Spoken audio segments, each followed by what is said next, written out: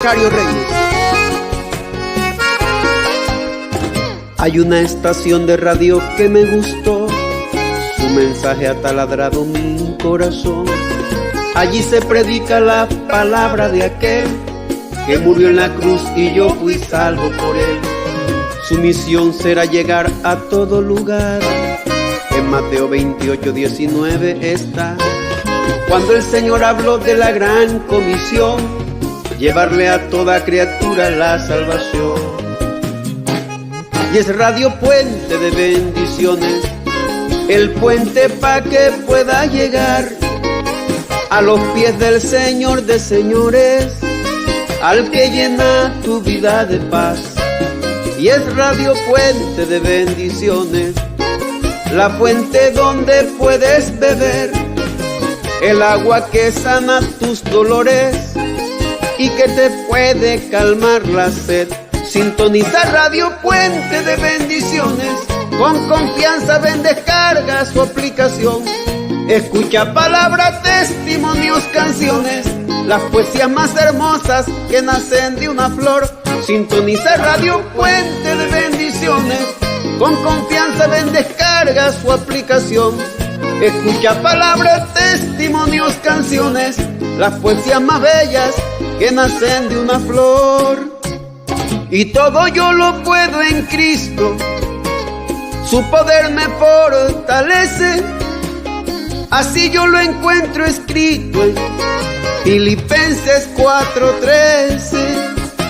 Y todo yo lo puedo en Cristo, su poder me fortalece. Así yo lo encuentro escrito en Filipenses 4:13. Bienvenidos a todos.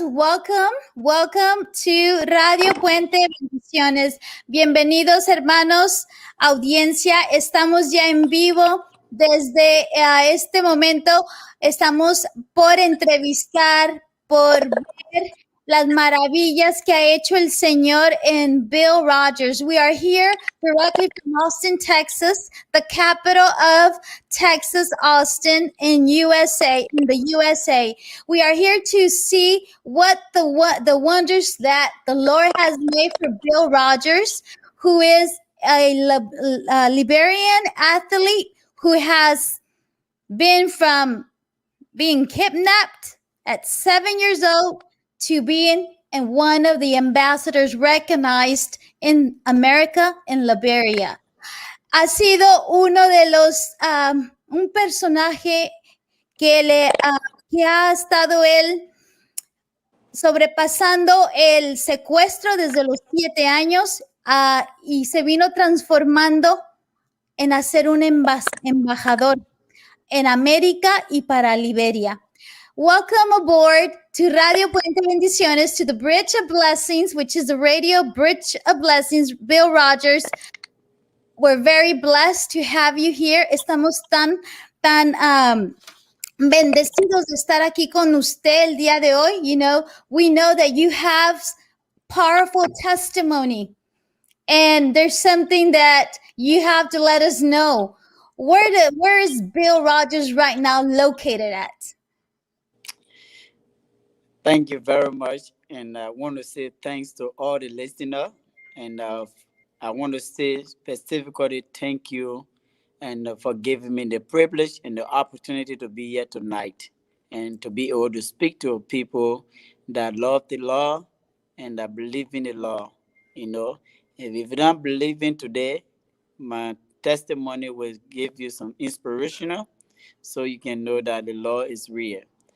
Well, thank you. I'm right now in St. Angeles, Texas, and in St. Angeles doing my MBA program in the sport law and sport administration.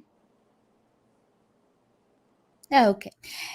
Bueno, nos dice Bill Rogers que él está, le agradece al Señor, les agradece a ustedes por darnos la oportunidad que él pueda venir y bendecirlos y hacerles saber las maravillas que el Señor ha hecho en él. Y también se encuentra ahorita en San Angelo haciendo ya se está preparando para su carrera. What type of you're doing in sports? You're doing, I'm sorry, I didn't catch Sport, that. yeah, sport coaching and sport administration. Se está entrenando en el ramo de técnico y la tecnología. Yeah. Okay.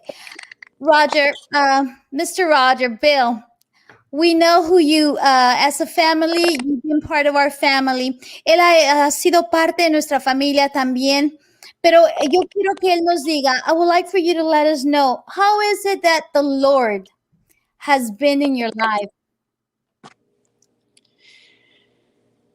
I just want to say I'm blessed and I'm grateful and honored and very blessed to be alive.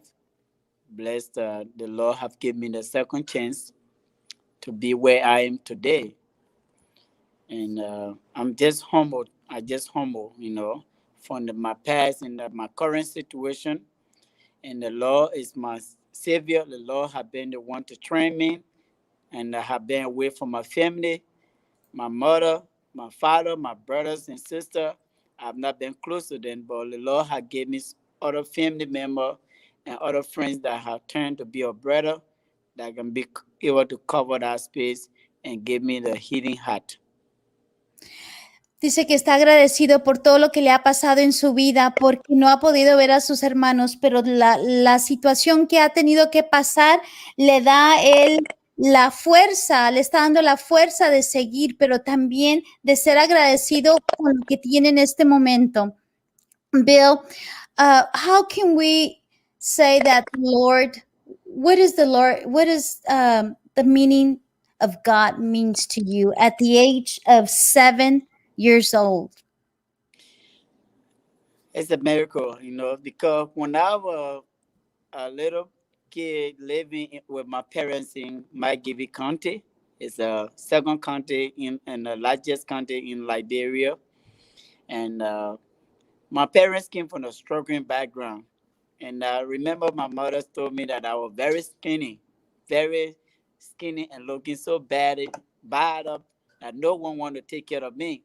And everyone used to refuse to hold me when I was a kid because I was very skinny and looking different. So people used to be afraid to hold me. So because of that, and growing up, no food, and my father was seen in the home to take care of us. So my mother was struggling, very struggling with things.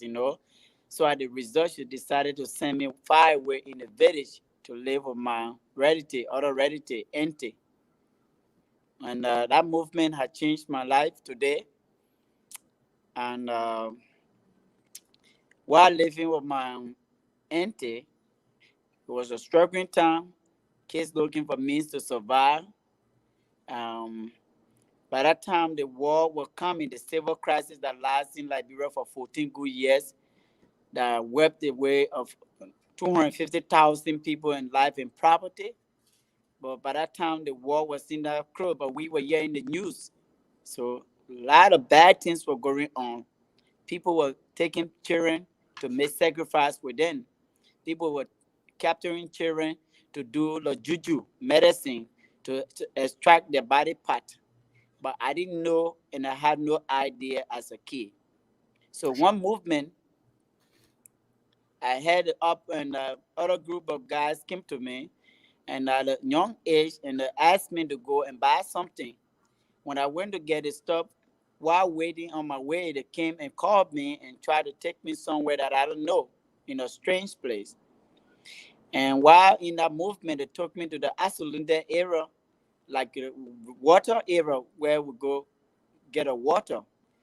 And I noticed that something went fishes in my body that it's very hard to tell people. It's very hard to share the story. I felt a sharp, deeper pain on my foot, when my foot was chopped up and left in the bush to die. And they subtracted my foot, and I was in pain, and I was crying for help. And it was very tough challenging movement that I had no means, no way to survive. I had no family member. I have no mom. I had no brother. But I remember crying, and I remember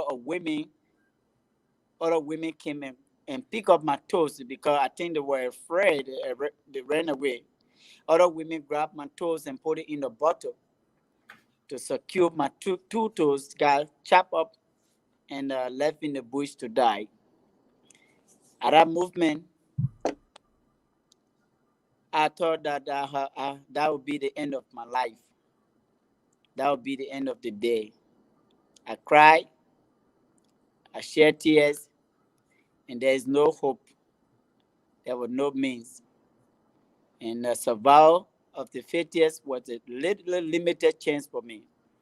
So the women found me as a young kid laying there crying. They found me and found my body part and took me and put me in a wheelbarrow. I think you know wheelbarrow where you ride something to fetch the garden wheelbarrow. That was the vehicles they used to see how best they can transport me to the local hospital in the village, which was very, very long distance. I wonder when can we reach? When can we arrive? What time will we arrive? And as a young man crying, and I cannot cry anymore.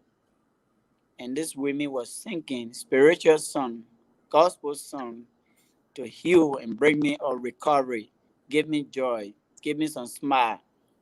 But it was not easy. And the wheelbarrow wasn't that good. So they keep going.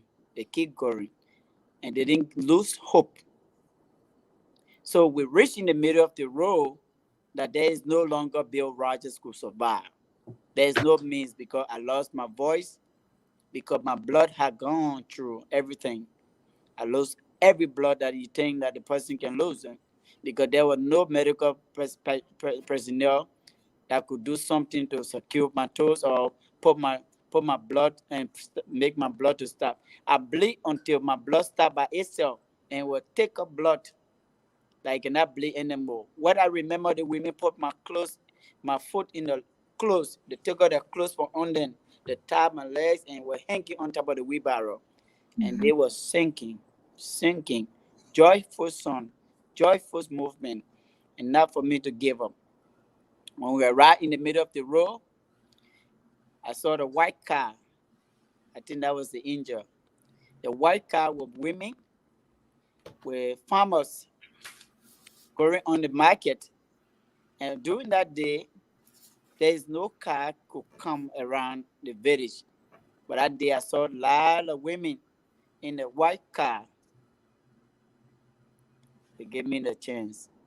And nobody could get off the car because car only come one time in a week. So who could give me the chance? But other women, when they saw my foot, they felt so sad. They came down from the car and gave me the second chance to get in the car with the rest of the women that were taking me to the hospital. And I wonder today, where are those women that gave me the second chance again by giving me the seat so we can get to the hospital? When we got to the local hospital that I can remember called Phoebe Hospital, it's one of the local hospitals, Phoebe Hospital in Liberia, McGill County, in Bond County. When we arrived to the hospital, there were no medical personnel like a doctor on shift. No doctor. So everybody keep running, shouting, and I already lose everything, I lose hope. I can't even hear nothing. I just seeing people, passing, and I don't know what they're talking about. So, but they helped me. God sent the angel and the hand, water, I don't know, dress or other thing.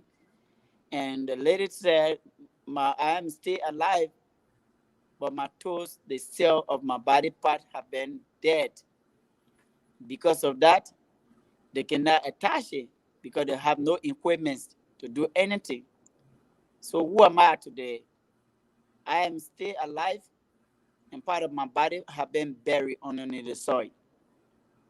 I want you to imagine A child of 7 years old living, and part of his body had been buried underneath the soil.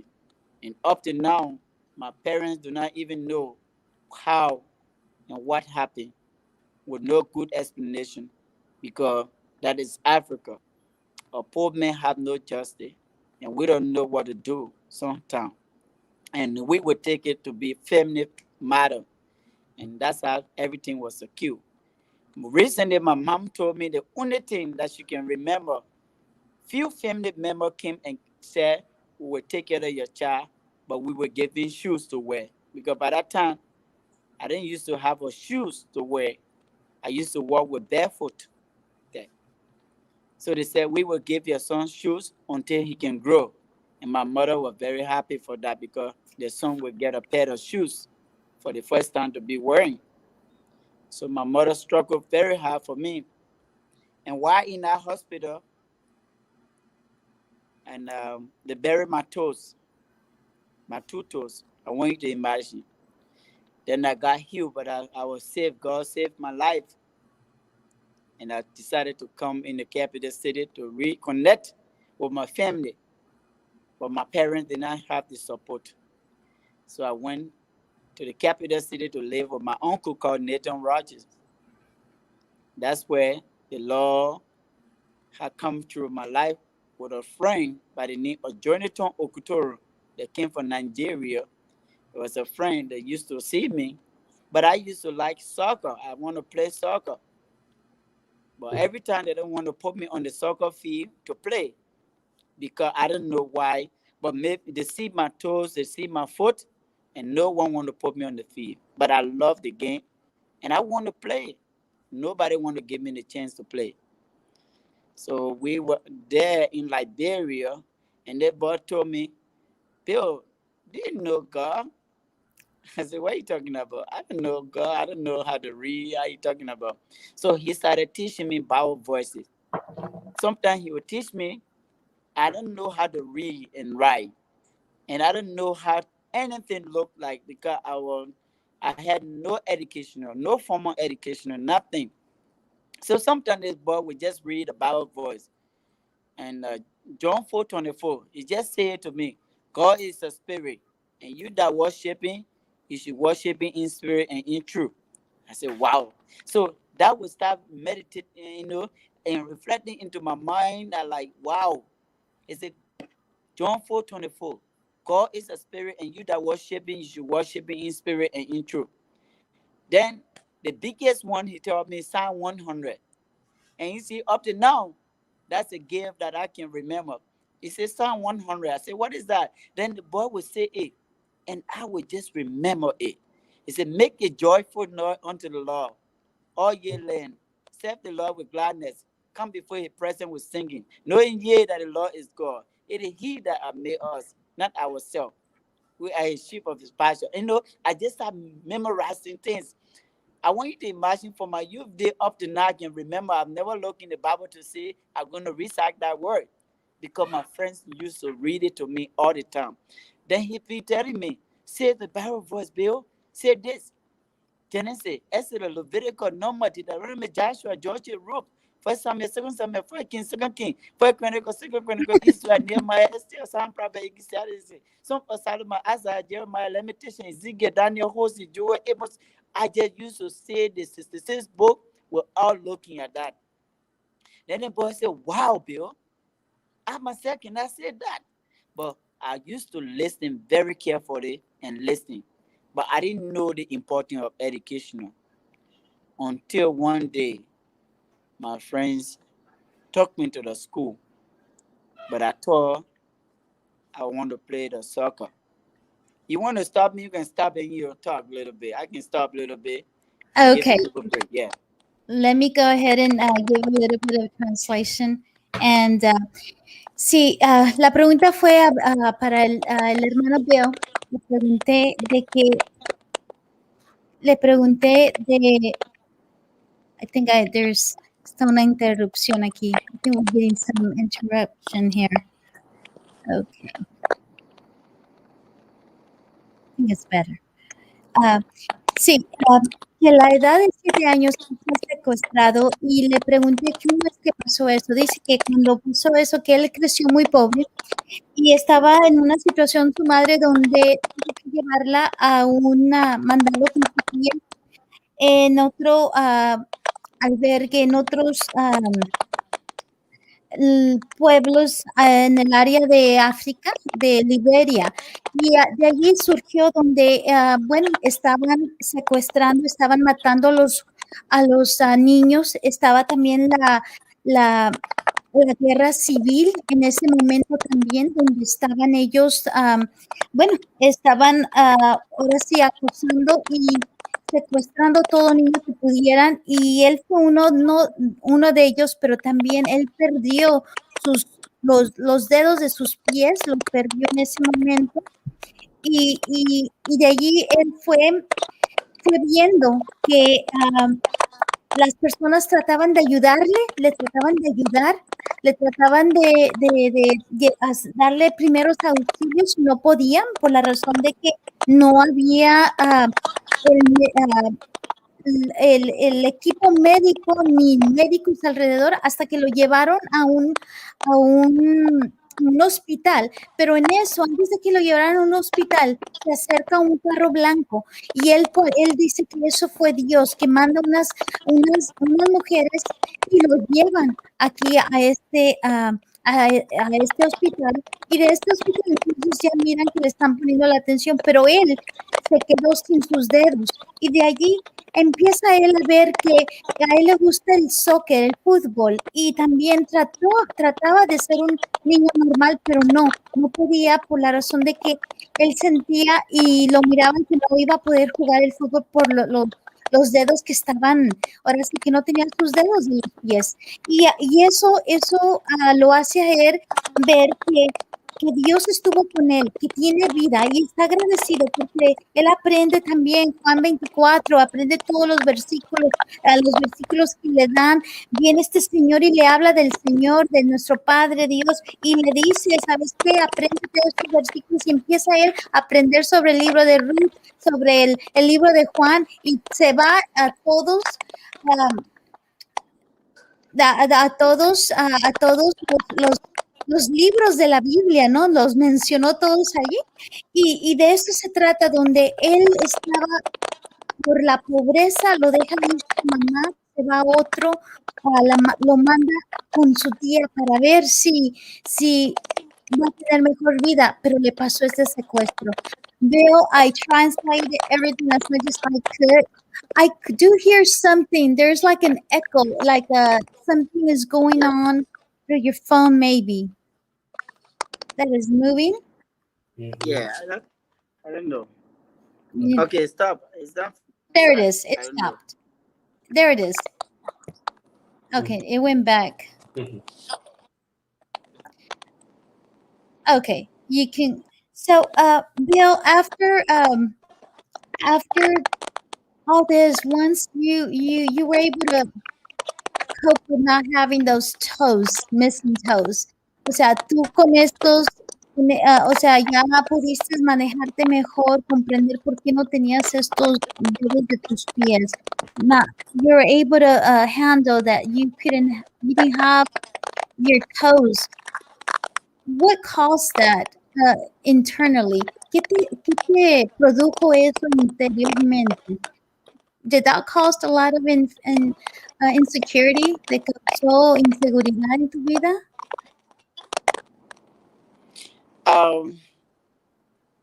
That's a very good question. If it caused insecurity,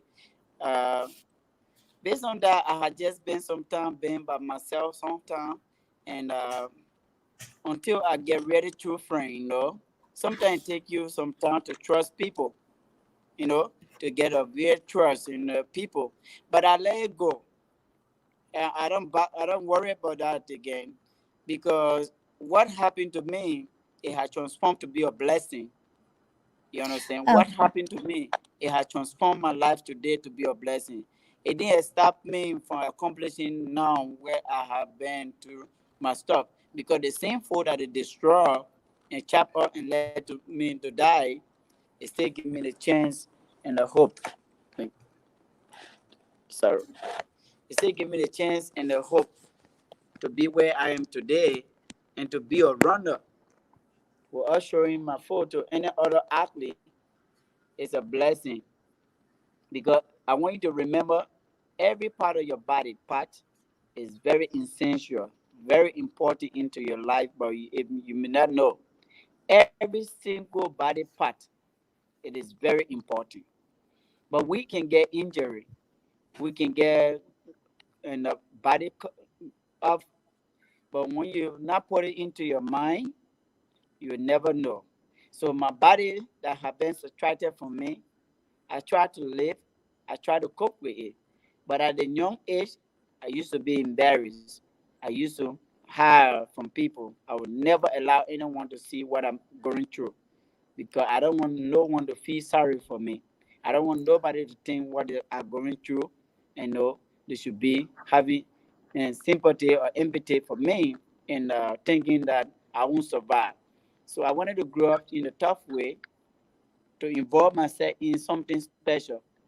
But since the soccer didn't give me chance, I tried to find another route, try to find a path to start running. When I saw a group of people running from Christmas Eve, I came from the church. On a New Year Eve from the church, and very happy coming from the church, I saw a group of people running on New Year Eve, and I Mhm. decided to run. I decided to run alongside with these people. I ran with the foot and I didn't give up. I continued to run, and few of the runners in the group were encouraging me to keep going, don't stop. I keep going. And after certain movement, my career path started. I didn't know running was a career. I just started running every day, and I started to specialize on Sunday. Sunday morning was my run before going to church. The church I used to attend was the Salvation Army Church in Liberia, because that is where my friend Jonathan and his family used to go. So they introduced me to the church and took the doctrine, passed my doctrine, and they gave me the shot. And then they introduced me to the church, and the white man in the church called the late Colonel Brian J. Knackley. Then he gave me the chance when I started growing up. He said, Bill, we want to give you a chance. If you can prove yourself, then we'll move on. But first of all, I had another school before coming to the Salvation Army School. That was my first school in Liberia. That's where they beat me. I didn't know English.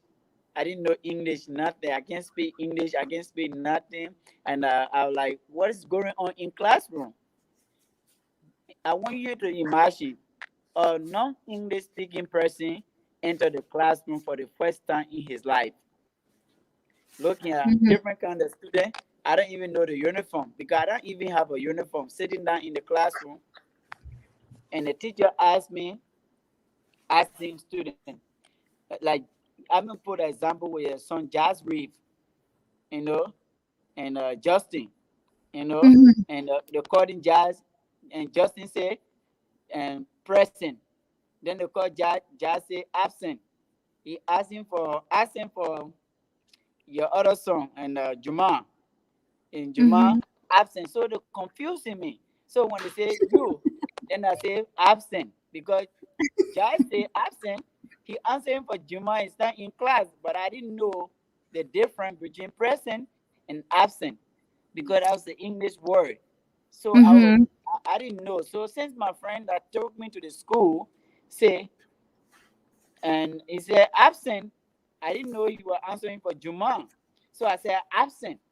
The teacher brought me on board and beat me severely 25 good lecture in Africa. So I wonder why they have to do this to me among the student body because he felt that I was sarcastic and I didn't know wrong and right. I didn't know anything about school, but the teacher didn't care to understand where I came from. The teacher didn't understand my path. The teacher didn't understand the journey that brought me to that school. The teacher didn't understand that it is my first time even seeing the classroom. The teacher didn't have to understand. So After I went by and I asked my uncle, the teacher beat me. He said, "Don't worry, Bill. You'll be strong. You'll do better next time." But look at my body part, my back, everything is like, look at when he saw my back, he said, "Oh no, wow." So I decided to understand the importance of education. So today I start to fight, and because my parents didn't have no money to send me to school, and I started to fight and try to look for means, and I found good friends that the boy that used to teach me the Bible voices, they be teaching me around the home. I used to sell things on the street that had to do in Mexico. You have a and Mhm. orange. You have a lot of things on the street and selling to the bus station. Trying to sell some things. To anyone. I used to do it to pay for study class, to pay friends to help me teach me. And when I go to the study class, the study class teacher will beat me because I can't understand. I took the biggest class. I didn't know which class I'm in. So no one Mhm. educated me. So I took the first grade. For the first time in school, I was a big boy. I take first grade. All the students be laughing at me when I'll be the last person to leave the classroom because I don't know how to write. I'm gonna draw the writing, and when I'm writing, everybody going off the classroom, they're gonna raise the bowl. I'll be the Mhm. last person in classroom. So let me give it time for you to talk again, then we'll move on. Right. Okay. So, nos dice, la pregunta fue es de que si sintió él inseguridades. Claro que sí. Después de no tener esos dedos, sí se sintió esa inseguridad, sintió también el rechazo, sintió también donde él pensaba que no iba a poder seguir, pero también dice que tuvo que aprender a sobrepasar eso porque no quería que la gente se sintiera, lo mirara como pobrecito o que sintiera lástima de él. Él se hizo fuerte y empezó también a ir a una escuela donde no sabía nada de inglés y ahí le surgieron cosas como decir que lo vinieron castigando porque respondió mal y pensando que, bueno, que la maestra pensaba que él sabía inglés, pero no sabía. Bueno, lo castigaron y de allí surge donde él trata ya de encontrar la importancia de la educación y es lo que está haciendo en este momento él. Él está ya de ahí, él ya se educó, él se disciplinó en esa área para poder aprender el inglés y poder ser ya superar todas las cosas que él ha estado pasando, ¿no? Go ahead. Okay, You want me thank to you. ask you or you have something else? Let's go ahead. What we'll do is do a phrase and do a sentence and let me translate so I don't forget everything. Just to Okay. the safe Yeah, side. so Okay. yeah, so I moved to the next level to find a means. So I started to do the study class, and I started getting better. Although the teachers were beating me, but I never dressed back and I never gave up. The Mhm. more the teacher would beat me, the more I come back to sell to pay his tuition, to pay the study class cost. It was very cheap. I paid the study class cost, but it's cheap, but it's very hard to get in at Liberia because when you sell the ginger biscuit, you got to sell more to get profit before you pay the teacher. So I started catching up a little bit. Then my friend Jonathan Okutoro and his family came to my life to add some more value and recommended me to the Salvation Army school system. And the late Colonel Brian J. Knackley asked me, and you sure you want to go to school? Are you sure you're going to make it? I said, yeah, I'm going to try. Even for me to take the entrance, it was very tough for me. I didn't know how to make it, but some friends, let me tell you, some friends are good. The math, I don't understand what is happening, but I have been living my life with good friends and good role model. Friends have been very impactful in the people in my life. They have been very impactful, and they helped me a lot. And this is what I have respect and regard for everyone to give back to society. So I went to the Salvation Army school. They gave me 6 months to do better. If I don't do better, I will be out of the school.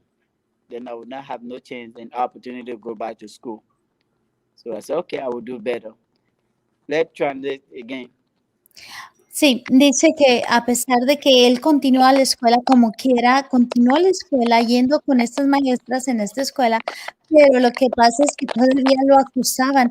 Y bueno, él siguió y hasta que viene su amigo también y le dice, ¿quieres seguir estudiando? Y él dice, claro que sí, quiero seguir estudiando. Dijo, bueno, te vamos a ingresar al Salvation Army, a la escuela de Salvation Army, y ahí vas a tener 6 meses para probar que sí puedes. Y bueno, él se dedicó en esta manera, pero durante eso él tenía que vender cosas, tenía así como vender en México, tenía que vender naranjas, tenía que vender lo que él pudiera vender para poder sostenerse también. Pero sí, dice él que el impacto que fue en su vida fue de que tuvo buenos amigos, fueron un buen modelo sus amigos que le empujaron a seguir adelante, le empujaron a aprender lo que él tenía que aprender. O sea, fue un apoyo tener buenos amigos. Go ahead, Roger. Rogers. Yeah, thank you. So I had a 6-month tryout, like a soccer. The white man told me, you got 6 months. If you don't pass the classes, we're going to drop you out of the school. I began to worry because my parents had no money to send me to school. They have no means to do anything for me. And I don't want to lose this opportunity. And I want to make the chance. So Let me I asked translate God. that real quick. Yeah. Okay, let me translate. Dice que ya cuando miró que le estaban dando esa oportunidad de 6 meses, él ya sabía que tenía un reto y que tenía que pasar esa oportunidad, no la podía dejar porque sus padres eran muy pobres y no le iban a poder sostener esos estudios. Y para él era muy importante. Go ahead.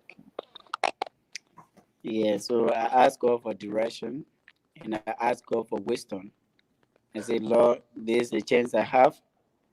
Please don't let me lose the chance there. So while in the school, I was blessed that a man walked into the classroom and said, who can run? I just put my hand up and all my friends in the classroom started knocking my finger to put it down. They said, put your hand down. You know how to run. You know how to run. They started putting my finger down. I say I can run because I asked God for direction and I might trust Him to transform my life forever. I didn't think of what I have limitation. I didn't think what will happen to me. I just put my hands up on the back. Dice él que en cuando ya estaba en esta escuela, él le pedía, por esa presión que sentía, le pedía al Señor y le decía, sabes que dame sabiduría, ayúdame por favor a pasar estos exámenes, la escuela. Y también dice que en ese momento llega un señor y pregunta, ¿quién quiere correr? ¿Quién sabe correr? Y él levanta su mano y había muchos compañeros de él que decían, no, ¿para qué levantas tu mano?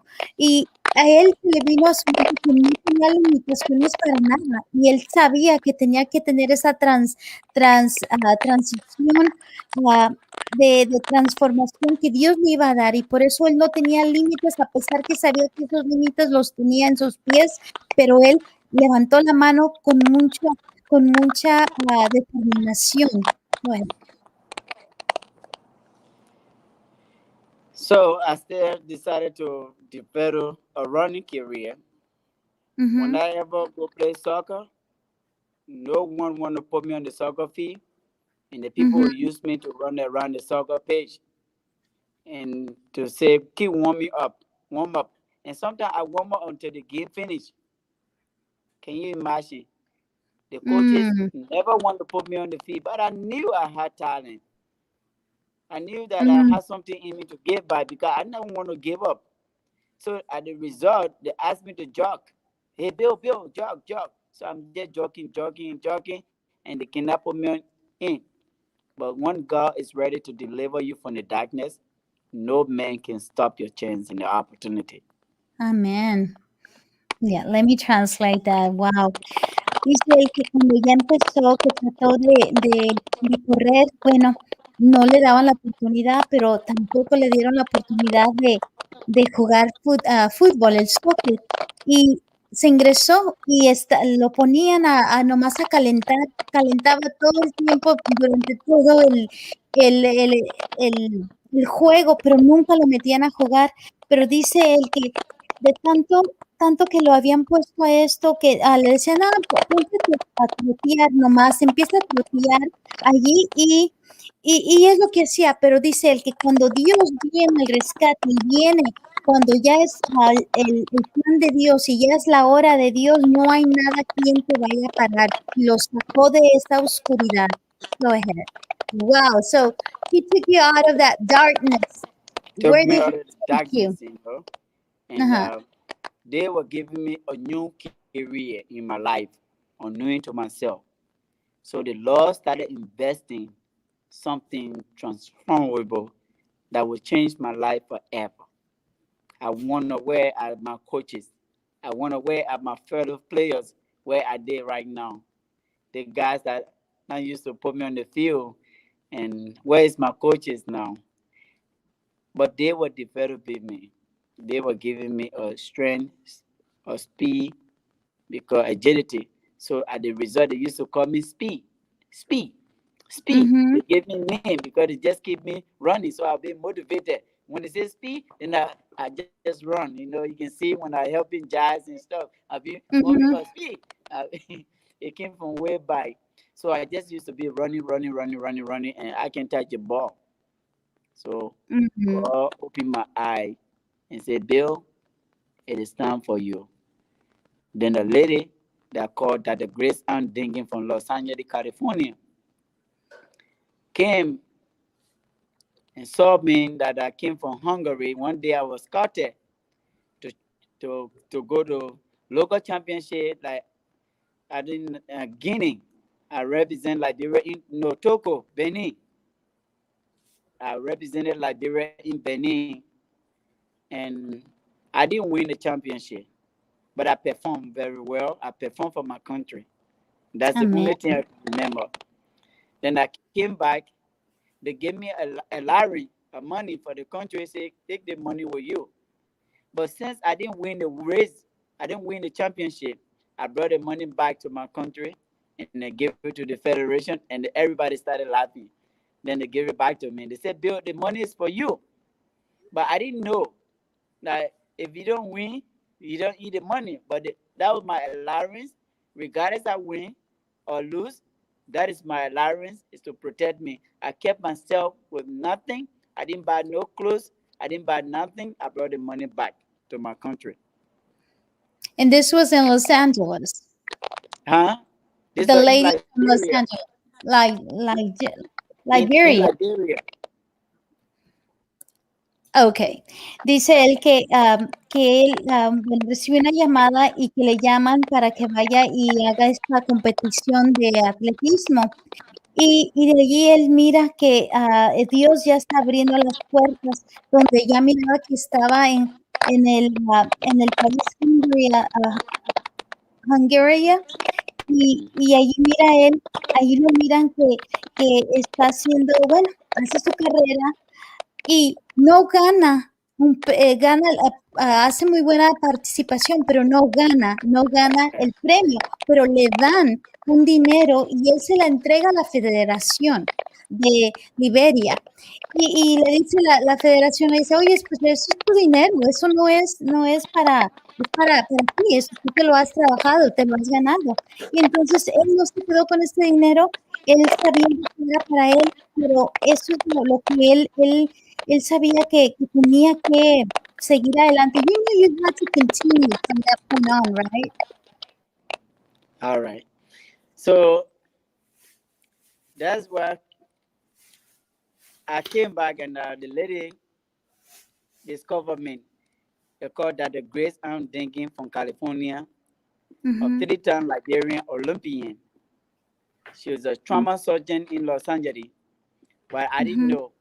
So she asked the same question that was asked in the classroom: Who can run? Mm-hmm. Then I put my hand up again. Everybody started to laugh. So she gave me the opportunity. I told her that I ran in Hungary for the World Youth Championship 2001. And I didn't perform good, but I have the ability that a coach from Italy want me to go to Italy to represent, to run or train in Italy, because he felt that there is something in me. I have some talent. So the white guy started to believe in me and gave me the chance. But I told him, I can't go with you. I might go back to my country and let my federation know, or let my parents know, that you give me an opportunity to go to Italy to train. Y sí, dice que esta señora vino de Los Ángeles y buscando, y que era también una atleta de Olimpiada de Los Ángeles, y viene acá a la clase y le preguntan de nuevo, ¿quién sabe correr? Y él levanta de nuevo la mano y dice, sí, yo he participado en Hungaria en el 2001 y no tuve muy buena participación, pero sí tengo la capacidad para el atletismo, para correr. Y bueno, hubo un entrenador que le miró el potencial y lo invitó a que fuera a entrenar a Italia. Y yo les dije, bueno, no puedo ir nomás así, pero sí le tienen que pedir permiso a mis padres. Okay, go ahead. Yeah, be faithful and trust God. When God ready to transform your life, there's nothing can stop you. When I returned from Hungary back to Liberia, all my friends laugh at me that I traveled to white man country and I returned home. And I would never go back to white man country. So they say, you are the most craziest man to travel out of the country and you come back. But you know what I brought for them? I brought a tower, a gift. Because in Hungary, I'm sorry, if this was my student, then that's what I did. Every morning, the people would give me the pieces of towel to take shower. And in Africa, I only take shower with one towel. Every day, new towel. So I take that towel, I put it in the bag. Every day I take the towel, I put it in the bag. I only take shower with one towel. When I went back to Liberia, I carried traveling bag full with towel and give it to my friends as a gift. So when they say hello, I give you towel. Hello, Bill, I give you towel. Because the towel is written Hungary. It was a gift. But I didn't know I got so many gifts. The towel, I took it back to Liberia. I started to give back to people. I started to give back to friends. But people were like, you will never travel again. If I were you, go to that country, I can't come back. I said, trust, that is just the beginning of my journey. Because I believe in God and I believe in the faith that I have. I will travel to so many countries and I will get tired. And today, I want to go back home to Liberia. I want to help the children. I have traveled, and I also have an invitation to go to Mexico right now from your son. So, yeah, Jared Reeve is always inviting me. We're going to go to Mexico. We can go to Canada. I have traveled. All my passport have been filled with visa, and I'm so grateful to the Lord for opening so many doors and opening so many opportunities for me to explore myself, to see the world and to see what is in this world. And I have learned quite a bit. I may still be young, but my eyes is open to see what human beings look like. We have selfish and we have God-given people. But I always ask God, you brought me into this country. Never take me by empty. So I decided to go back to school, and I started going to school to El Paso, El Camino College in Los Angeles. Because my foot gave me too much problem, and they brought me to El Camino Los Angeles for checkup. So when I went to test my foot, another door opened of opportunity. God said, "You are not going back to Africa." Wow. The lady told me, yeah. So I had a chance to go to Kenya. While training in Kenya, the training was very, very tough. Girls, the female runner, they used to beat me. Every day I'm crying. All the female runners are beating me. One day my coach said, Bill, what's wrong with you? I said, Coach, I don't know. All these girls, I don't think they are girls. They are men. In my heart, I'm not trying to say something funny to other women, right?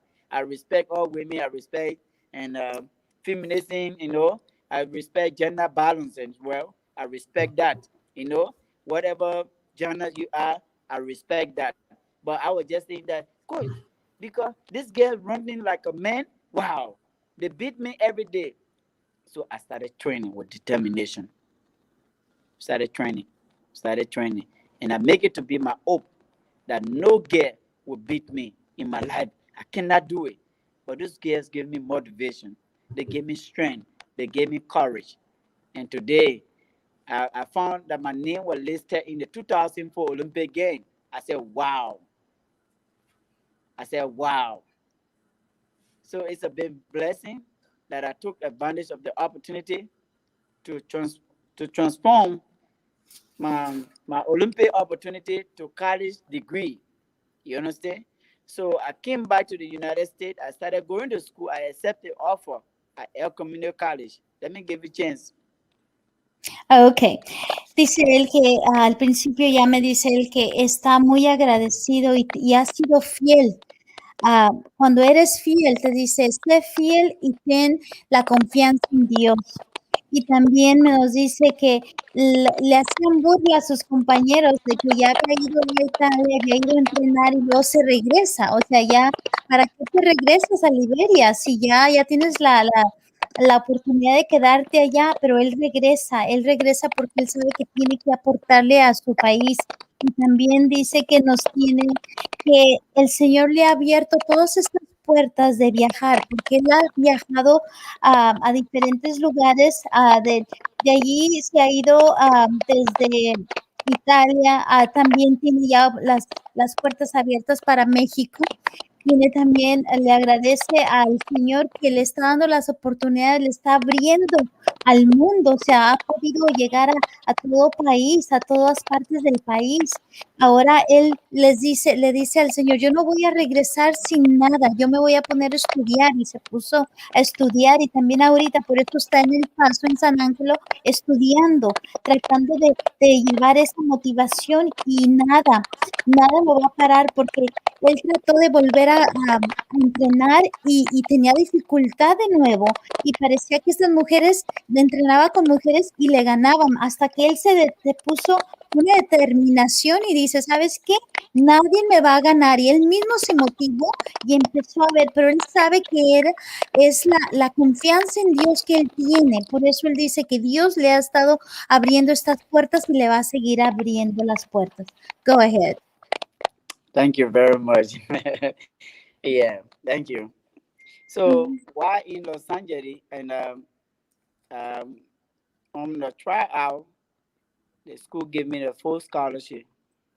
They want me to run for the school because when I appear on the track, the coach asked me, "What are you doing on my track?"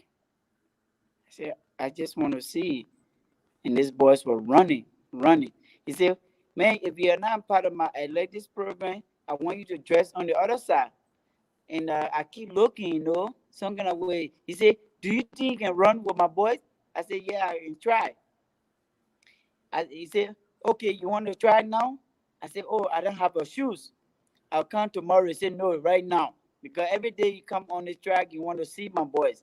But he didn't know that I was in a good shape and I want to try my legs and I will prepare to go to Congo for the competition. So he gave me a pair of spikes and gave me the shorts to run with the boys.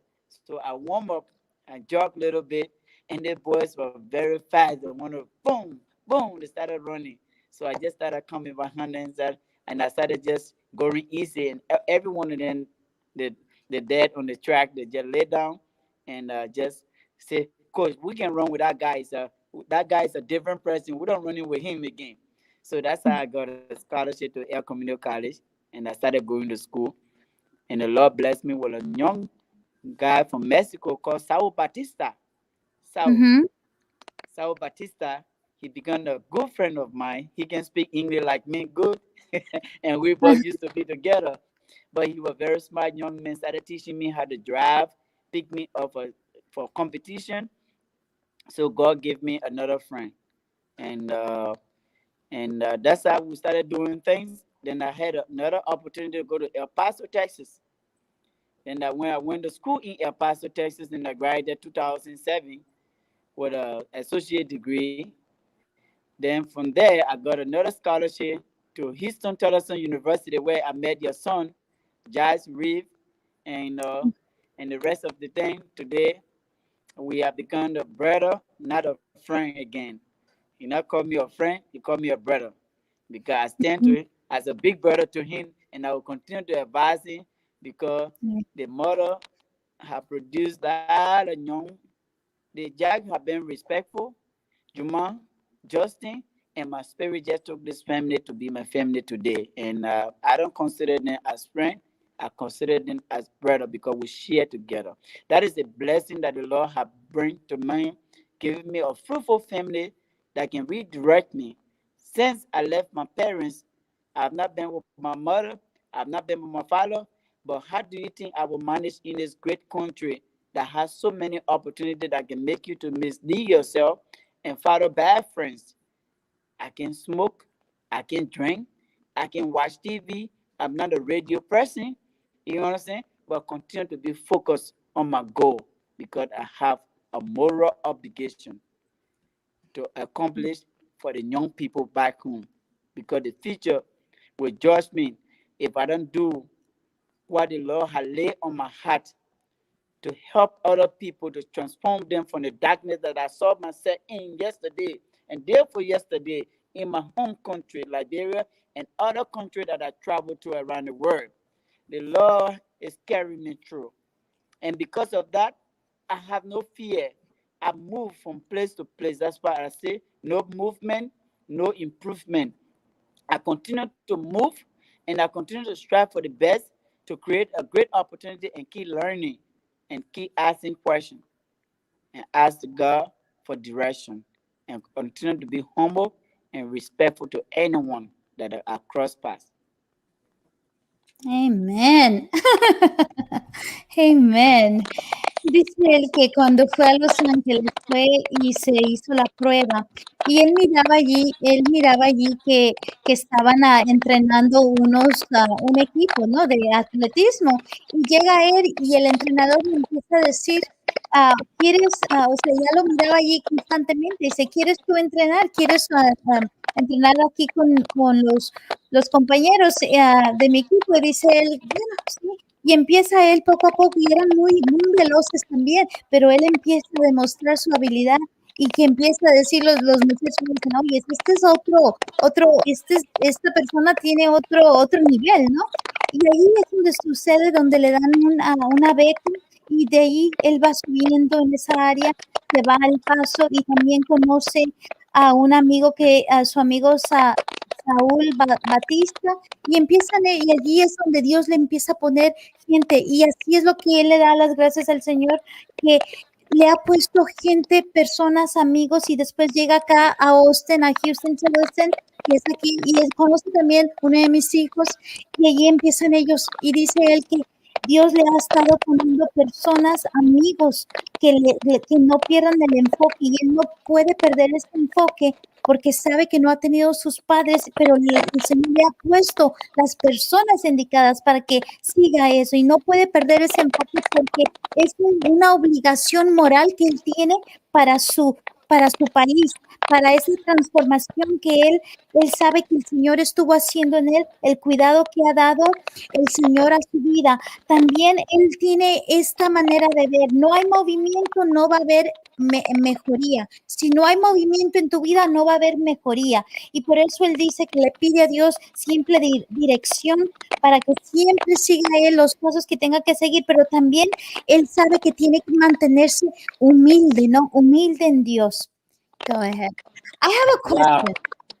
I have a question. This is time for you to start asking questions because they have Yes, more. But ask questions. I have a question. how did everything get for you to come from another country? You have to get a passport. Everything. How did that was who sponsored or who did what put that to sponsor you? And it's a very personal question, but for people to know, students to know that are out there listening, and they're gonna be listening to this because it's gonna go all over the world. You're gonna have your audience. I'm gonna transfer to my audience and say that there's no limitation. No matter if there's not a passport or there's no one to sponsor you, you believe in God at a very young age. You knew that things were going to happen. You knew your talent. And a lot of people know they can do better, that they have a talent, but yet they do not pursue it. And you have pursued that. Let me translate that. ¿Cómo es que tú has venido? Es algo personal, pero ¿cómo es que se te arreglaron todo eso del pasaporte para que tú puedas estar acá ya en los Estados Unidos o poder estar viajando?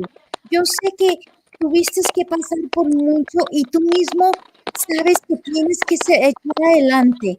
¿Cómo es que se hizo eso? ¿Quién te patrocinó o qué pasó en esa área para que tú pudieras tener ya esta libertad? Porque tú conocías quién eras, tú sabías que podías jugar, tú sabías que podías correr, tenías tu identidad, tú sabías el potencial que tú tenías en ti. You knew you had that potential in you. Y tú sabías del Señor, tú conocías del Señor que estaba contigo. You knew that the Lord was with you all this time, since 7 years old, without a mother, without having that support, knowing, I mean, how did all this came about to see that who sponsored you or how did you move everything in? I mean, who moved everything besides God being the one putting the right people in you? Basically, we know that's God with you because He put the right people in you, so you wouldn't, be out there in the wrong direction. Basically, As you said, it is God. Because I had a talent, but I didn't know that I had a talent.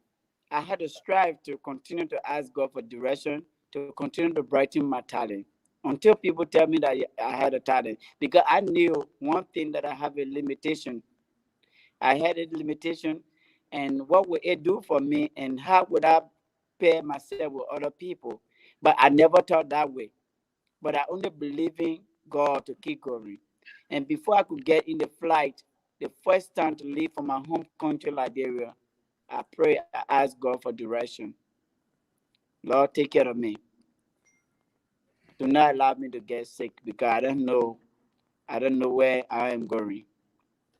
And I never ride a fly or the fly before. But take control of me. Give me hope. Give me peace. Give me joy. And since when that movement, I landed in Los Angeles, I saw my mother, a new woman who adopted me. It gave me the freedom. It gave me the hope. It gave me a chance to believe in that there is the other people that will care for you whenever people deny you or people try to hurt you. So do not let one angriness or one bitterness transform your good behaviors that the Lord have for you. You can be hurt, and people can do bad things to you, but that one bad thing can transform your life for the rest of your life, and you will be the person that you want to be. And Lord, as long you believe in there is God in your life, there is God in this world that can see the wrong and the good in you, and believe in that self, sustain yourself, and you know yourself, and wake up in the morning and look into the mirror and see your own vision, and look at yourself. Where are you heading to? Who am I? Ask your question. Who I am I? I said the young man that was in the dead hole, that came out of that dead hole and the darkness, today are on the bright side, that God has opened to create a mold door that I cannot let the opportunity go to waste. I grab every chance and every opportunity to utilize it, to make it to be the best. Even when it is ugly, I be patient, humble, respectful, and honor people, and provide a service to humanity to create a more love and more joy for me today. Amen. Wow. Nos dice aquí que, bueno, a él lo patrocinó una madre que tomaron, lo adoptaron. You got, basically, you had to go through an adoption, basically. Is that what we can understand? Did you have to go through an adoption? Say adoption. Uh-huh. Did somebody had to sponsor you to adopt you or no? I, no, it was just a miracle. I will say they tried that, and my documents stuck for years upon year. I went to school. I would stay as an international student. I Mhm. used to go to Mexico to renew my visa. I go back to Kenya to renew my visa. I go back to Liberia to renew my visa. It was very struggling time, and everything was in storage for the law. They tried that. My mother tried the best that she can do to adopt me, but the age catch up with me in the system. Okay. Yeah, yeah. The Okay, that's age what I catch wanted up to with be me in the cleared. system. I wanted to be clear on that. So when I do translate here, sí, dice él que todo el procedimiento de la visa fue como estudiante. Ahora, él mira también aquí, mira que él se encomendó a Dios cuando ya tuvo que empezar su primer vuelo, ¿no? Empezar ya a salir internacionalmente.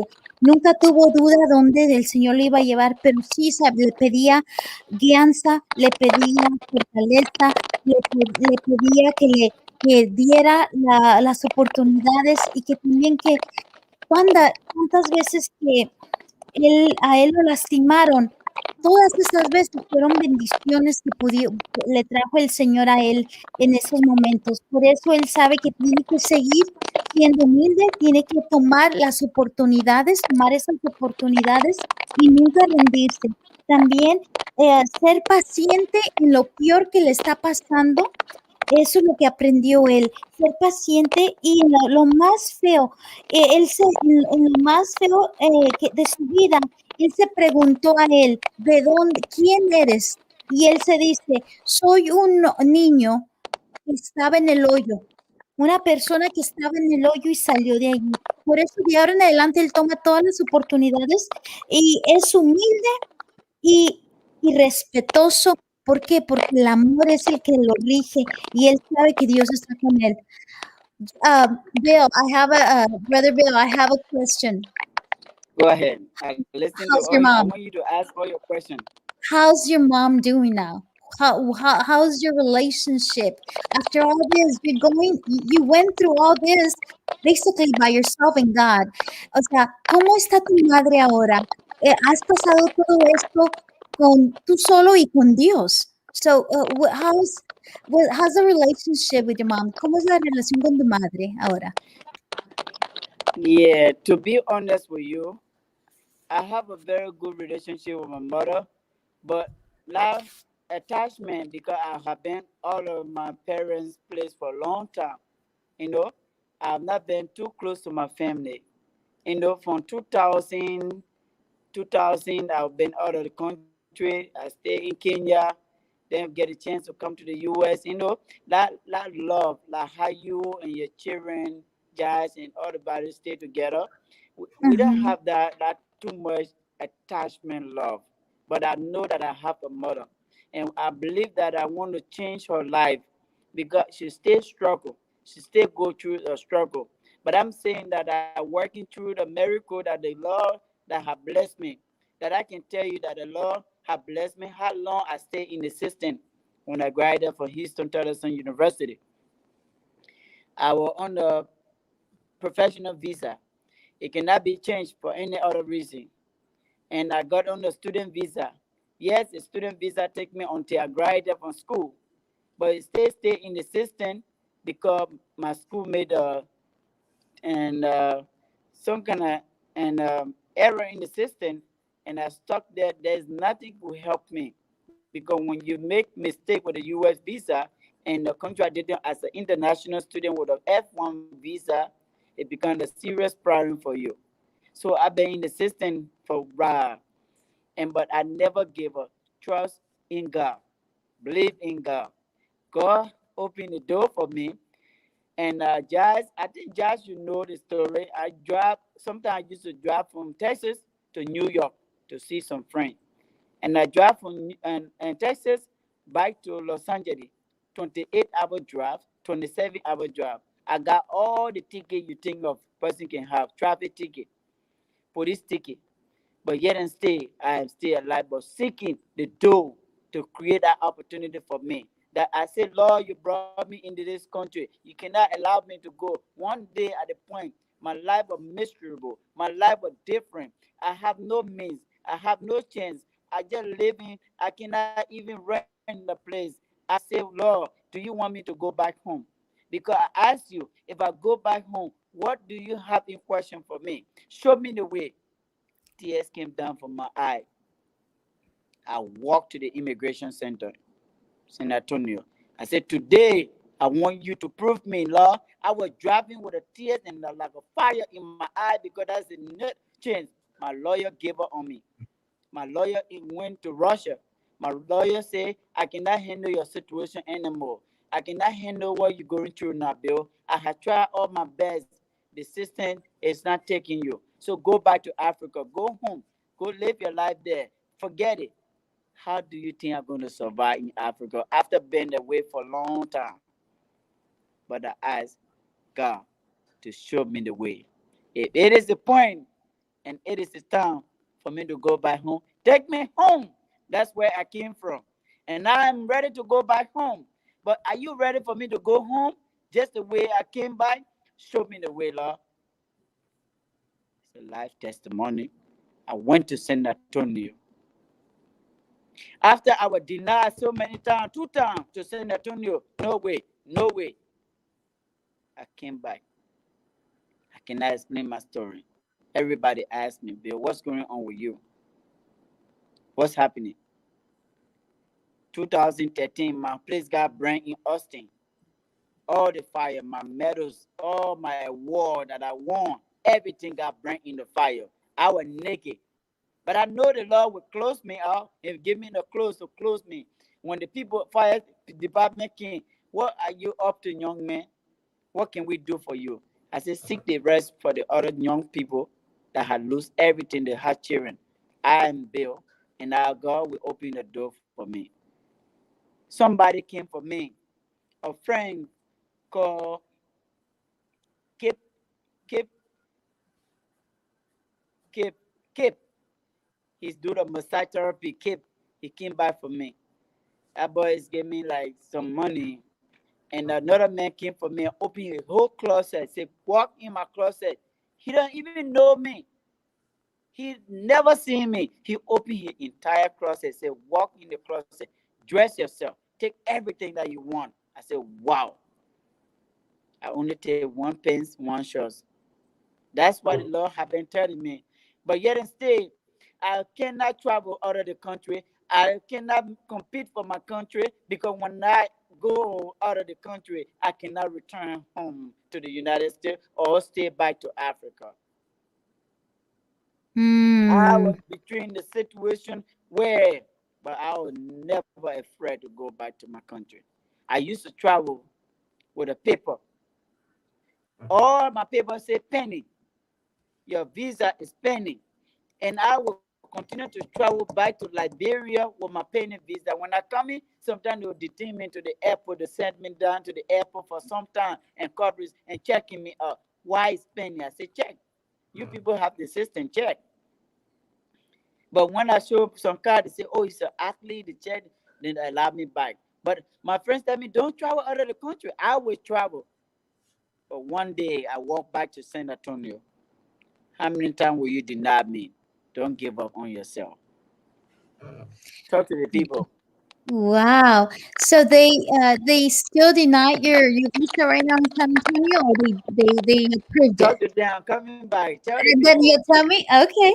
Mire, dice él, le estamos hablando sobre las visas y dice él que su visa profesional, porque vino como atleta, bueno, de ahí se fue a otra visa de estudiante y está pendiente, ¿no? Supuestamente, y él está yendo cada rato a inmigración en San Antonio, que está cerca de aquí de Austin, 1 hora, y dice él que él sigue confiando en el Señor, operando en el Señor, viendo de que sigue viajando él a pesar de que le están negando, que no, está pendiente su visa.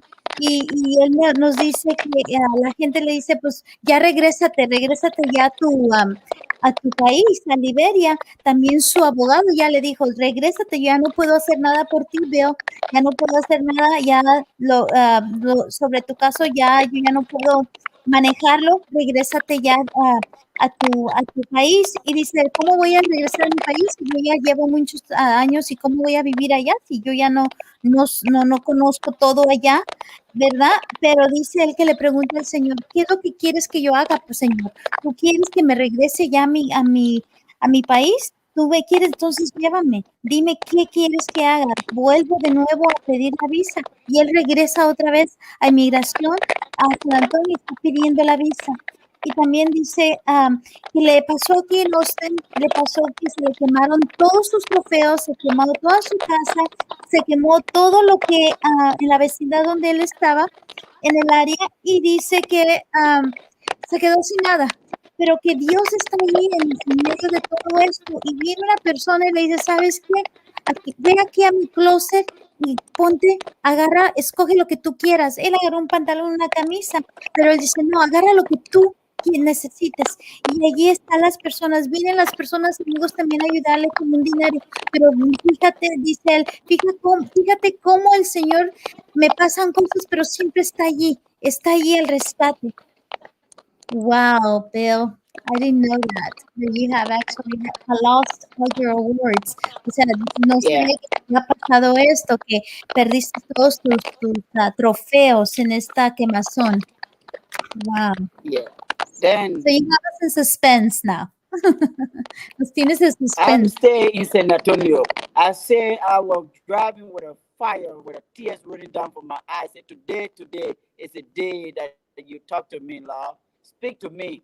I'm ready to go back home to my country. I'm not prepared.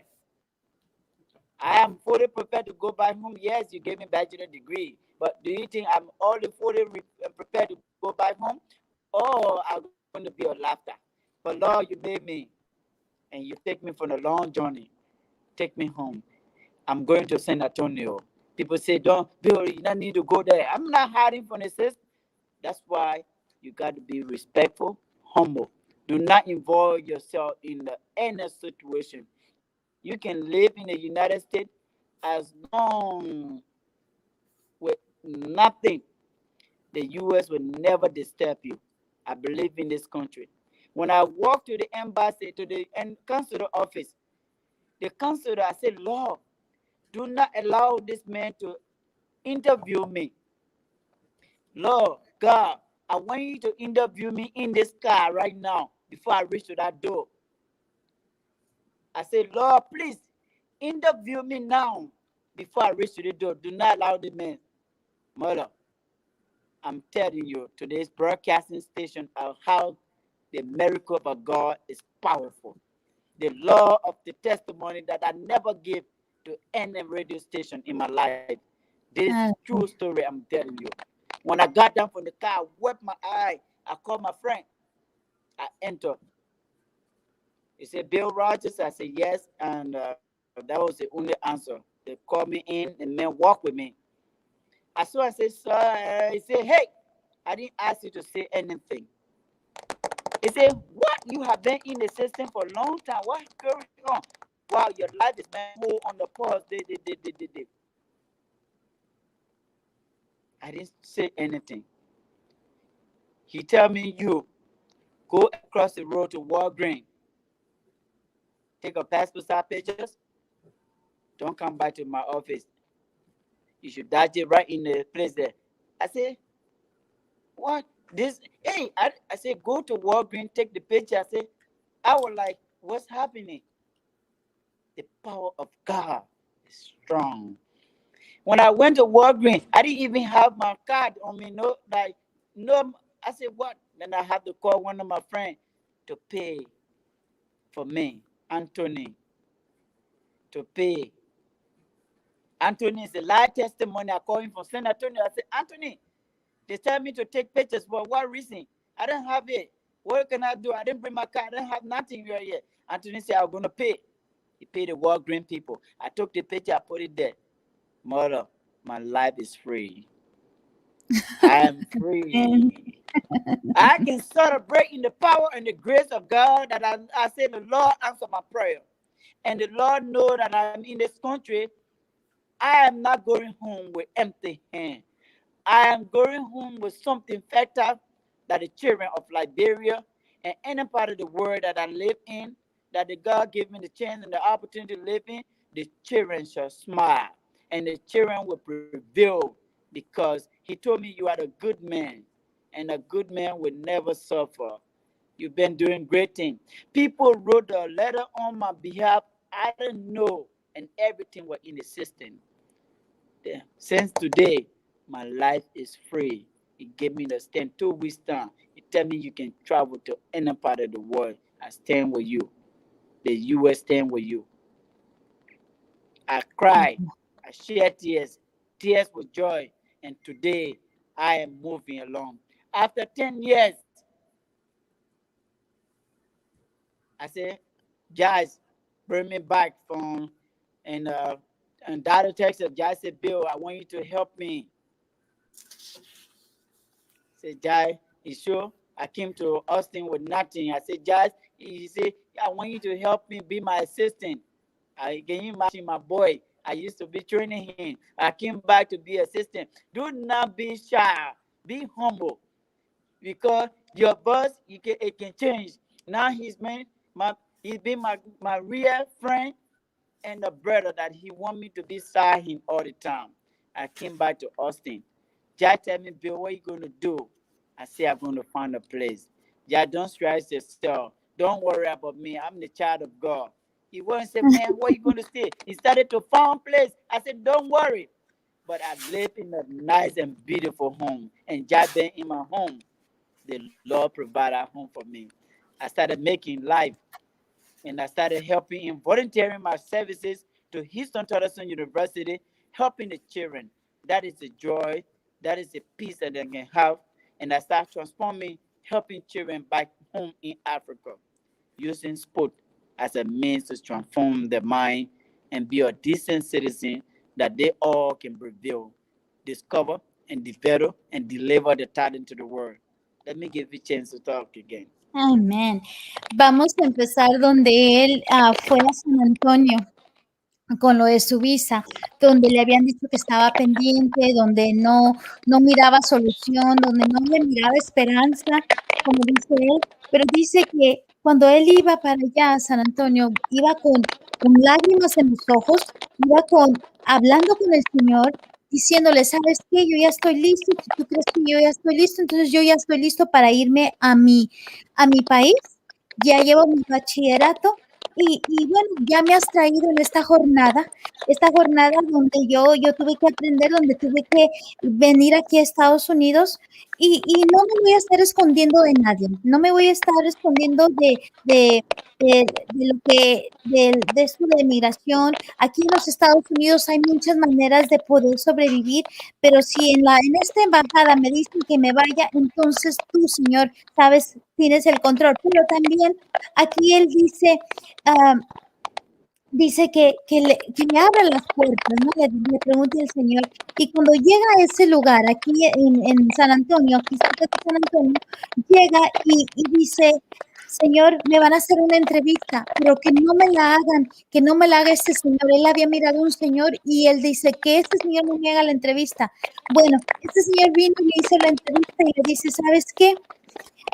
le empieza a checar que estaba en el sistema por muchos años. Y él ya sentía un poquito de desconcentración ahí y dice, ¿sabes qué? Sí, y le dices, ve y tómate las fotos. Y él se quedó sorprendido. Ve y tómate las fotos de pasaporte, vete a un walkie y tómate ya esas fotos. Y dice, ¿pero cómo? Tómatelas. Entonces él va y sin dinero va y se toma las fotos, le dice a Anthony, un amigo, le dice, ¿sabes qué?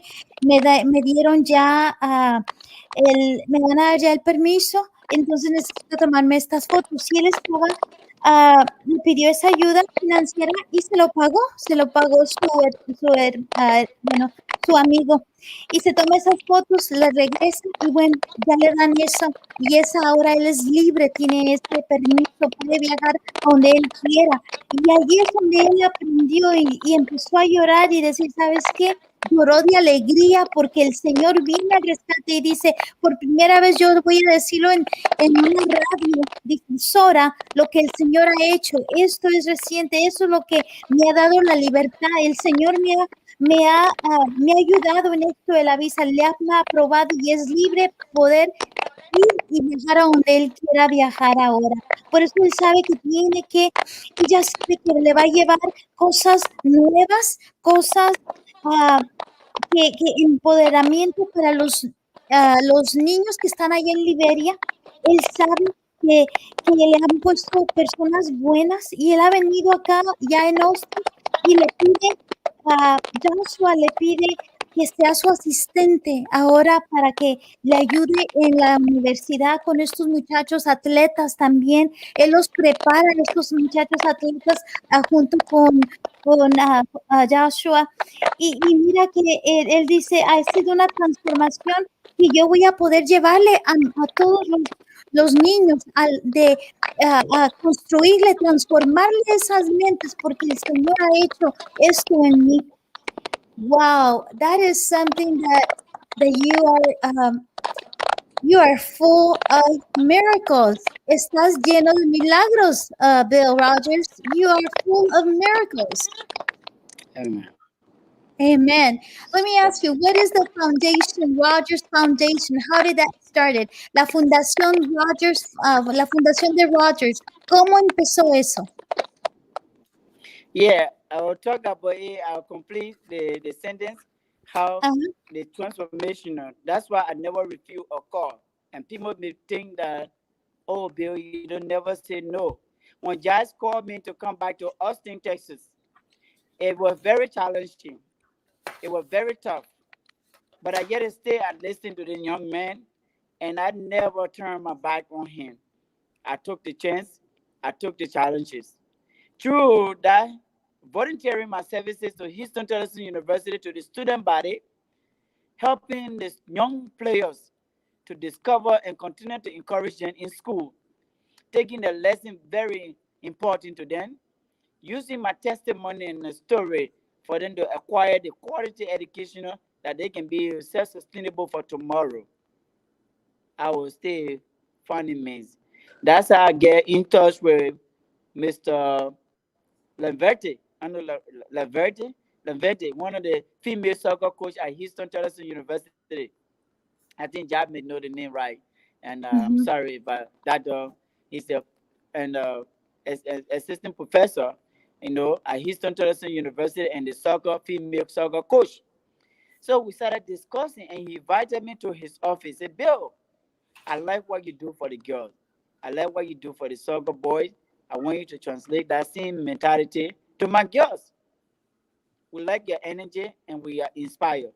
So while sitting in his office, I looked around and said, this is my former professor of it at the McKay.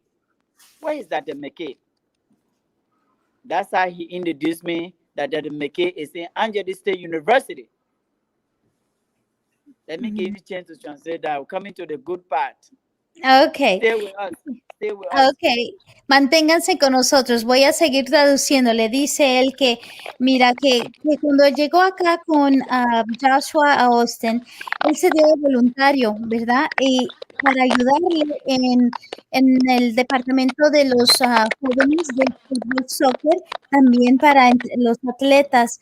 Y él usaba ese su testimonio de motivación, los usaba con los jóvenes para que tuvieran la calidad, que supieran la calidad, la importancia de la educación, para que ellos pudieran emprender lo que él también ha podido adquirir durante este testimonio que él trae. Ahora también en esto se da el caso donde él es, lo miran como él está ayudando a los jóvenes y una entrenadora de las mujeres que se llama la entrenadora La Verde en Houston, aquí en Austin, él le dice, ¿sabes qué? Queremos que tú nos ayudes también, que nos seas asistente para el departamento de mujeres. Y van y lo llevan a la oficina de un director y le dice, ¿sabes qué? Me gusta tu mentalidad, me gusta tu testimonio, me gusta cómo es que tú estás ayudando al departamento de hombres. Puedes hacer también eso con los de las damas. Y él dijo, bueno, claro que sí, pero todo esto fue voluntario y fue un reto para él venirse acá sin casa, sin dónde quedarse y hacer un oficio voluntario. Wow, Bill. Now, what else? What other miracle you have for us here? ¿Qué otro milagro tienes aquí para nosotros? So you got to make sacrifice, and the Lord is saying through you. When I was helping the children at Houston Tennessee University, I never forsake them. I never disrespect them because I believe in God. From that movement, I was with God, and He continued to face the table before me, giving me new office just to inspire me to keep me to that office. I doing a voluntary with no pay, with nothing, but I never sleep hungry. And that movement, Levante gave me the Dada McKay number. I said, call her. When I called Dada McKay said, Bill, where are you? I've been looking for you. You have been doing good things in Liberia. I want you to come to Angeles State University to speak to my student as a past kinesiology student. I want you to come and share some message and encourage the student. When I came to Angeles State University, I spoke to the student body, met the president of the university, vice president, and now everyone began to like Bill Rogers. They asked me, can you apply for MBA program, master program? I never thought of that. I said, man, no. Then I called Jazz. I said, Jazz, what are people telling me? Then I talked to Jazz as a brother. I said, they want me to go back to school, man. And what do you think? And Jazz said, man, if that's the opportunity, you can take it. I must say, maybe I will go back too. I packed my clothes. I waited. Jai helped me to pack my things. And he was there when I was leaving. And I know he didn't feel good. And I was sick for like 3 weeks, 2 weeks, laying down in my room. No parents, no mother, nothing. But I had God with me. Tears coming down from my eye. But I waited until my body came back a little bit. And I drove to Angeles State University. And I got a scholarship to go to school to do my MBA program after 10 years. God is great. I was staying in Austin doing my voluntary job, and I won the Nelson Mandela Freedom Award. So this is how miracle work. When the Lord is ready to transform your mind and transform your journey and give you the next direction, be patient. Sacrifice. Do not complain. Do not cry. Do not know how much is coming in your pocket. Do not ask what is happening. Do not ask what is going on. The Lord opened my door. I won the Nelson Mandela Freedom Award. When I gave the news to Josh, Josh said, wow, Bill, this is a great opportunity.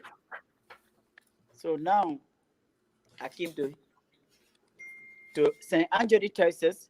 The people awarded me, and everything just started going fine. And I went back to school.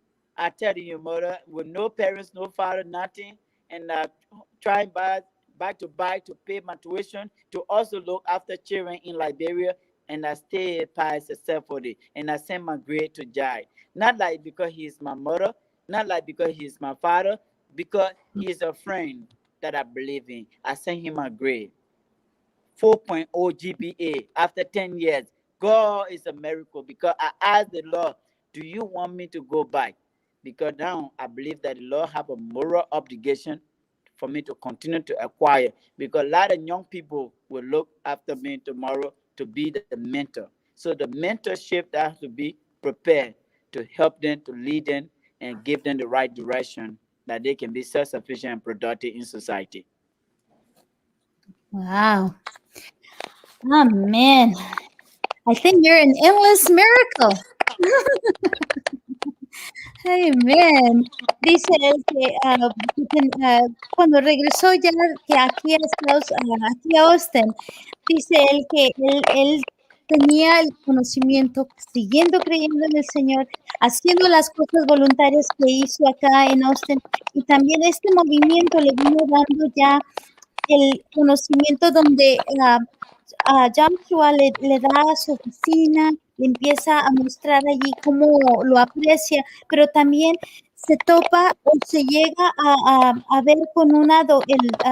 McKay, que viene siendo y le dice, oye, ¿dónde has estado? Bueno, he estado aquí, pero ahora te quiero ofrecer algo, que vengas a San Angelo y te vamos a dar he estado oyendo que has estado haciendo, estás funcionando, estás siendo muy exitoso en todo lo que has hecho aquí en Austin, y te queremos dar una beca para que vengas y también que vengas a hablarle al cuerpo de los estudiantes aquí, al departamento de kinesiología, para que seas tú una inspiración, para que eres un modelo para lo que has hecho. Y dice, claro que sí. Bueno, él va, habla con todos los estudiantes, también le presentan al presidente de allí de la escuela, a los presidentes, y empieza allí ya él su programa, su maestría, que va a hacer su maestría allí. Y estas oportunidades, dice él, se las debo al Señor, pero también les debo por ser paciente, y también él sabía que tenía que regresarse, y le dice a Joshua, su amigo, le dice, ¿sabes qué, Joshua? Me ofrecen esta oportunidad, ¿crees? Vete, dice, vete. Y sí, me ayudó a empacar, me felicitó, y bueno, él sabe que yo voy a estar bien acá. Y aquí sigo en esto. Mientras que estaba en Austin también, yo fui seleccionado para un reconocimiento que se llama Nelson Mandela en el 2020 Freedom Award en América. What exactly does Nelson Mandela Freedom Award means? ¿Qué significa Nelson Mandela? Que es la libertad. Es un premio a la libertad. What exactly does that represent, Bill? It represents peace, it represents unity, it represents reconciliation. Because Nelson Mandela was a man that spent 27 years in prison for advocating and voicing his right for the civil rights movement in South Africa. Nelson Mandela had been through a lot of pains and suffering. One of the greatest stories that I remember when I read it, one time when he was in prison. Mm-hmm. For 27 years, and he had the opportunity to be released and become the president of South Africa. While he was a president, he worked in a local restaurant in South Africa with his soldiers. He said he wanted to eat. While in that restaurant, he saw the man sitting down by himself. And that man was sitting down when he saw the president enter with his bodyguards, soldiers. The man started shuffling on himself, asking the waitress, but he was just shaking on himself. Then Nelson Mandela saw the man. He called the man to come and have lunch with him. I want you to imagine this story of a great man that his legacy will continue to live forever on the sons. The Wow. man who stood for peace, the man who stood for justice, for freedom movement in Africa and globally around the world. Nelson Mandela called this man to come and eat with him. The man came and sat down on the table and sit to eat. The man didn't look up to Nelson Mandela's face to see his face. That man was shaking, shivering, right? So they saw your eyes, Mandela. What did you bring this man on the table and the man is sick? He said, don't worry, he is not sick. Nelson Mandela explained after they ate and the man didn't get good appetite to eat. He said, ask Mandela, what did you bring this man on the table to eat with us, the soldiers? The man is sick. He said, look, soldiers, he is not sick. When I was in prison and tortured, beaten, and I had no hope, I had no meaning, I was thirsty. I was crying just to drink a drop of water. But I asked this man to give me a water. The only water the man could provide me was a pea. He stood up on top of Nelson Mandela and pee as a water to drink and wasted on his face as a water to drink. I want you to imagine the story of transformation, the story of reconciliation, the story of peace and healing the heart of the people around the world, so globally. That there's God, there's second chance in your life. Whatever situation that you go through, God have a second chance for you. Nelson Mandela walked out of the restaurant with tapping the man's shoulder to have a good time and enjoy his meal. Wow. And when he walked to the door, that's the time he tell his soldier. The soldier like, wow, we need to kill this man. He said, no, let him go. But my peace and joy have been. Because the man was so afraid that Nelson Mandela could kill him, could do anything, but he forgave him.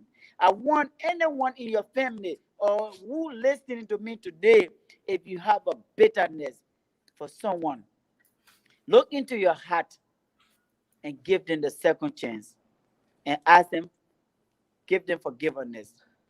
Do not treat wrong with wrong. So my incident that happened to me in Liberia, I have forgiven those people that hurt me. I try to help their children so the children can succeed. If I found them, if I know any one of them, I will give them the opportunity, the greatest opportunity as well. So do not let your disaster and your setback lead you to be a greater anger against humanity, to be better with everyone. Because of this, I begin to love people. I begin to come close to people. I begin to respect people. I begin to know the value of people. I begin to know the dignity of people. I begin to show what we call humble and true love and dignity to respect all. Wow. Le pregunté a Bill Rogers, al hermano, le pregunto qué significa este premio que obtuvo Nelson Mandela. Y dice que eso fue una persona, un hombre donde él estuvo 27 años en la prisión, donde que se refleja paz, reconciliación, se refleja la humanidad también, donde él estaba en esta prisión y obtuvo la libertad, pero también expresa donde dice que esta persona le estaba dando de comer había un soldado y había un niño, había una persona que necesitaba, estaba comiendo y no le querían dar y él dice, dale, déjalo que coma.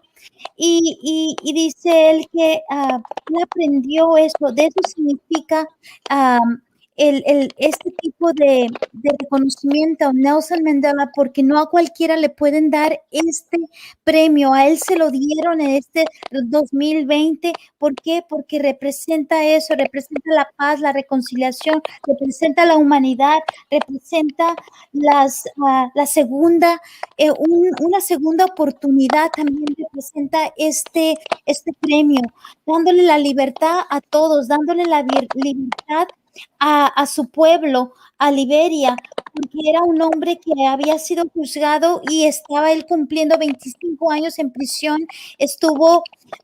Sale de la prisión, Nelson Mandela, y es presidente de Liberia, viene siendo el presidente a restaurar el pueblo, viene a restaurar todo y explica que él dio una historia donde dice, ¿por qué no le vamos a dar de comer a alguien? ¿Por qué no le vamos a dar de beber?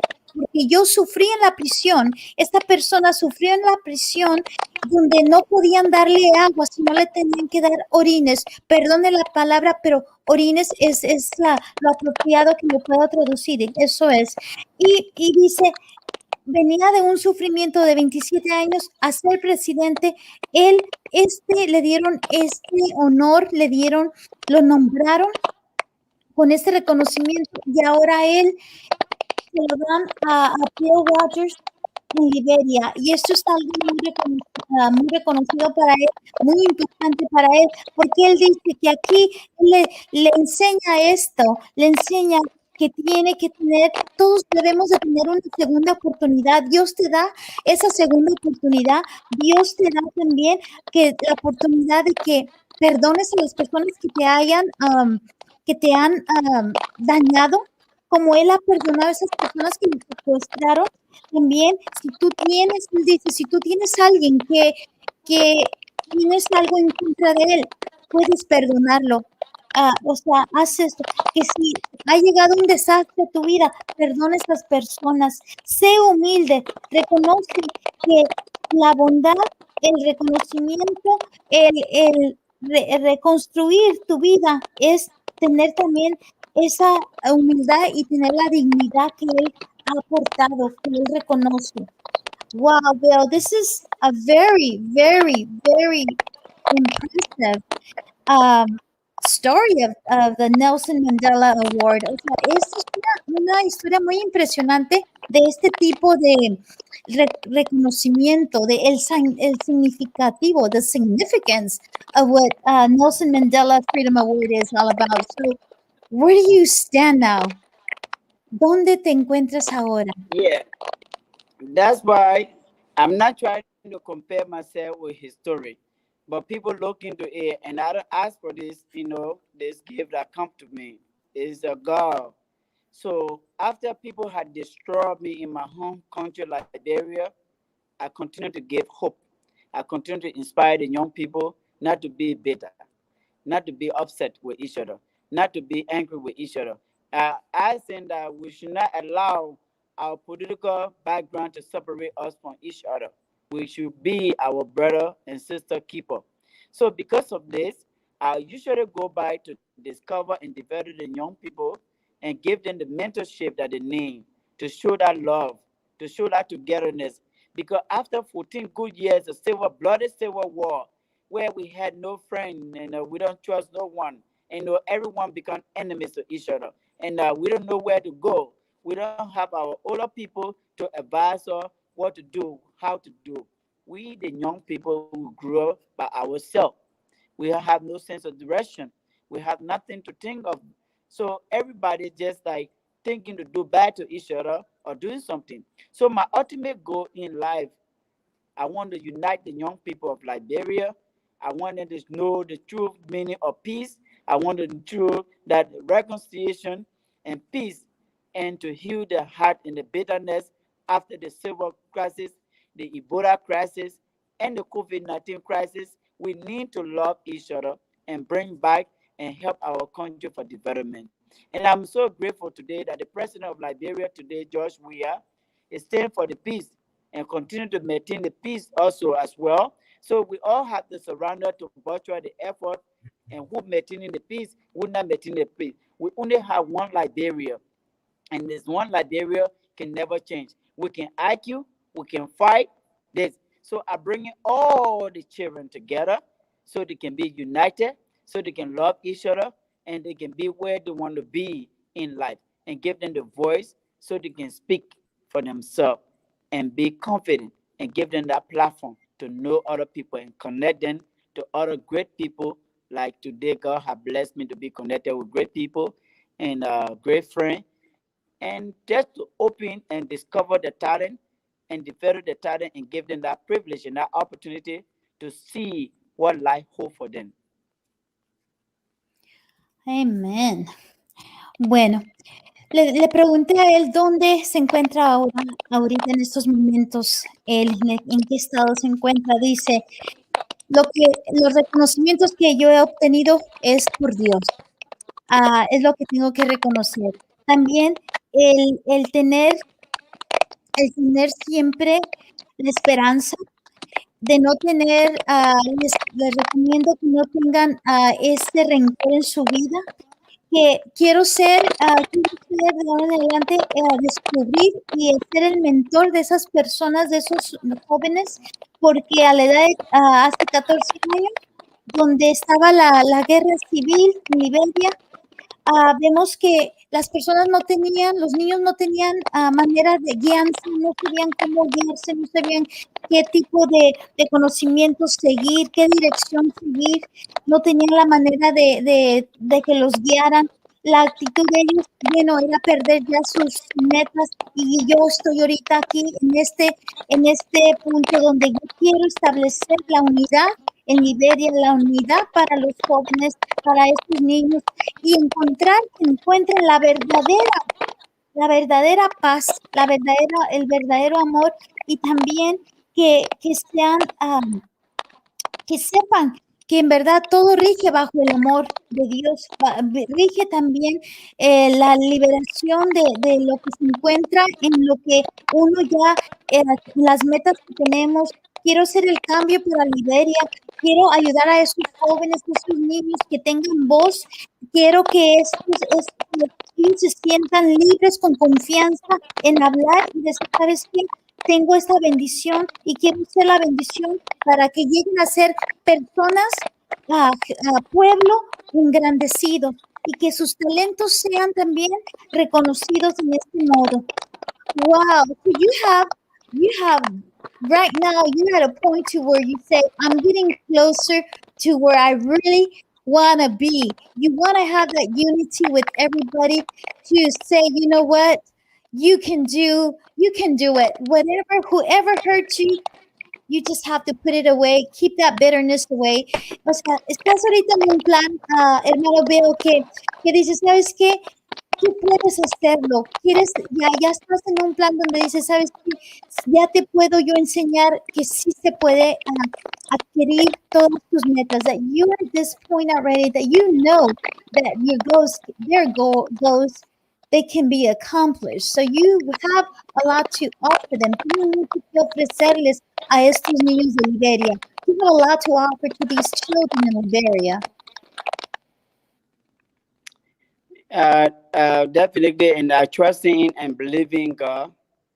They are very passionate. I have more than 100 young youth that are doing a lot of voluntary work. They are working with passion. They are working with determination. They are learning every single day because I have to communicate 24 hours around the clock.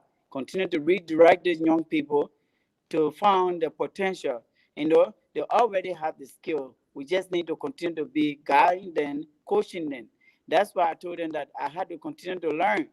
If I don't learn, I don't want to mislead you guys.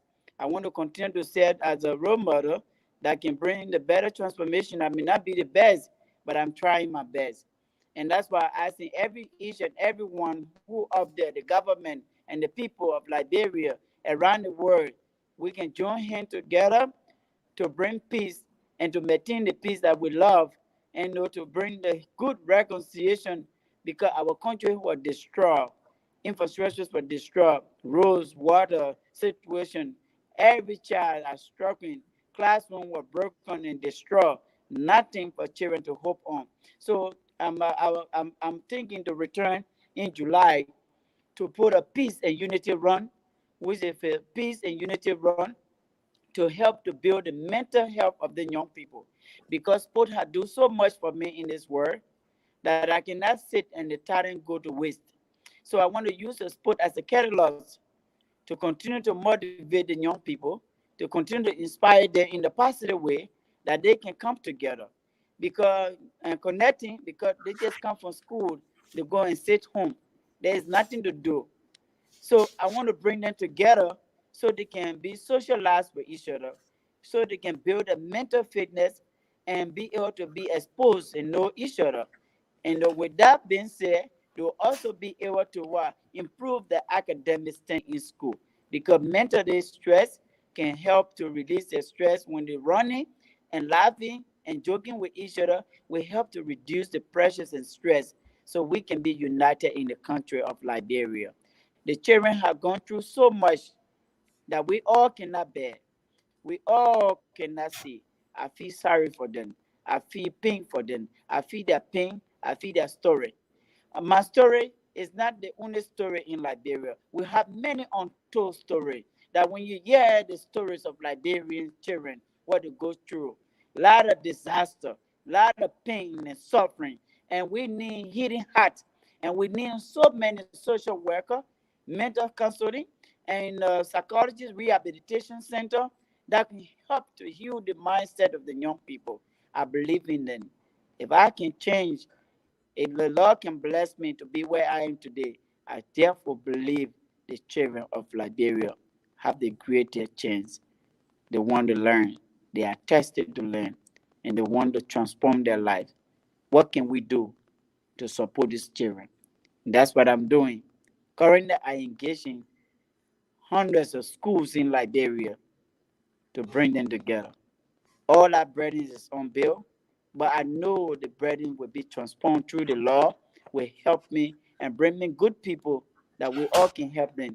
I just want to help them with the back to school supplies and school equipment so they can go to schools. I get a women that helped me when I lost my body part. That told me in the wheelbarrow. I doing agriculture projects for them so they can feed themselves, so they can be able to send the children to school with the produce that they get from our farming. They can be able to support their children in return. And I also help to build safe drinking water for these people in the rural villages that have no safe drinking water. I cannot do it alone. That's why I'm asking the government, good people, good citizen. Liberia is a sweet and beautiful land. It's a great nation with great hospitality, resilient nation. That if I die today, I know my neighbors were buried in Liberia, and my body part have been buried to Liberia. So Liberia will be the home for resting. Wow. Nos dice, el hermano Bill nos dice que Dios es lo que le está dando esta fuerza, le está dando este compañerismo. Él busca ayudar a estos jóvenes con la comunicación, con el potencial. Ellos tienen el potencial, necesitan ese apoyo, necesitan la transformación, necesitan que estos niños también necesitan también el apoyo bueno, la agua pura, purificar su agua, la que se toman allí. Él está apoyando en esa manera y busca recursos de personas que apoyen también en esa manera también. Él va a organizar una carrera para que se unan las personas y vayan a esta carrera para poder ayudar a recaudar estos fondos para que los niños también sepan que pueden ir a correr, tienen estas competencias, les ayuda el estrés, les ayuda a tener motivación, les ayuda a inspirarse mentalmente pero también les ayuda a tener la confianza de tener más libertad. En esta manera también él busca eso que Liberia tiene, es una Liberia bonita, es una Liberia muy bella, donde pueden ellos todavía rescatar a Liberia uniéndose, como él que trata de ser voluntario en hacer atletismo, voluntario como entrenador y traerles la palabra, traerles la inspiración, traerles la unión, que es lo que él sabe que estos muchachos, estos jóvenes, niños, pueden llegar a ser mejores en Liberia. También esto es el tener la confianza y también mantenerse en las cosas que están pasando. Él busca esa unión, busca unirlos, unir a Liberia de nuevo y también pide el apoyo para poder proceder con esto. Thank you so much, Bill. Anything that we have not covered, algo que no hemos cubrido, que me falta conocer de Bill. What is it that we need to know more about Brother Bill Rogers that we have not covered today before we end? Besides, we know he's a man of God. He has struggled. He has been kidnapped. He's overcome a lot. He has miracles in his life. He has God in his on his side, and it just he continues blessing you. And a lot of people say, "Man, you struggle, or you go through all these struggles. How is it that you're keeping up?" What else do we do not know about Brother Bill Rogers? Well, you have summarized everything, and I'm not going to take your time. I just want to say thank you for the great opportunity. The only thing you can remember for Bill Rogers today, and I want to appreciate all the listeners. And if anyone who have a message, they can pass through your radio station, and you'll be able to get in touch with me. And also, I want to say that the one thing that you can remember Bill Rogers today, no movement, no improvement. And I have a moral obligation in life to continue to empower the young people for sustainability, to be self-confident, and to be resilient and be respectful and reduce violence in my country, Liberia, and around the world and globally. One thing you should remember, I'm stand for peace, I stand for unity, and I stand for integrity and transparency for our beloved country. So I will continue to respect myself, then I respect the young people as well. I will not beg them for respect, but I hope to earn it. And I just want to say thanks to your radio station and any other question, any other our listener up there, God, they can pass through your radio station, they can get through you, and you will get it to me. But remember that I want to be in Liberia July to help the children. Whatever support you have, please feel free to share your thought and your support. Bill Rogers will implement it to the children of Liberia, and you will not regret it. And I will Thank not you. fail you. And I'm on a mission. I have lived half of my life through doing this mission, and I'll never give up. And I urge everyone up there, never you give up on yourself. Always believe in yourself. Your thought become your belief, and your belief become your words. Keep believing yourself. Forgive other people that have hurt you. You listen to my story. Forgive those that have hurt you. Give them love and comfort. And God will create the greatest door for you that you would never believe. That's my miracle today. That's one thing you stand for. I stand for peace, love, and unity. May God continue to bless you. Thank you for bringing all the great children on earth and the talented young people as well.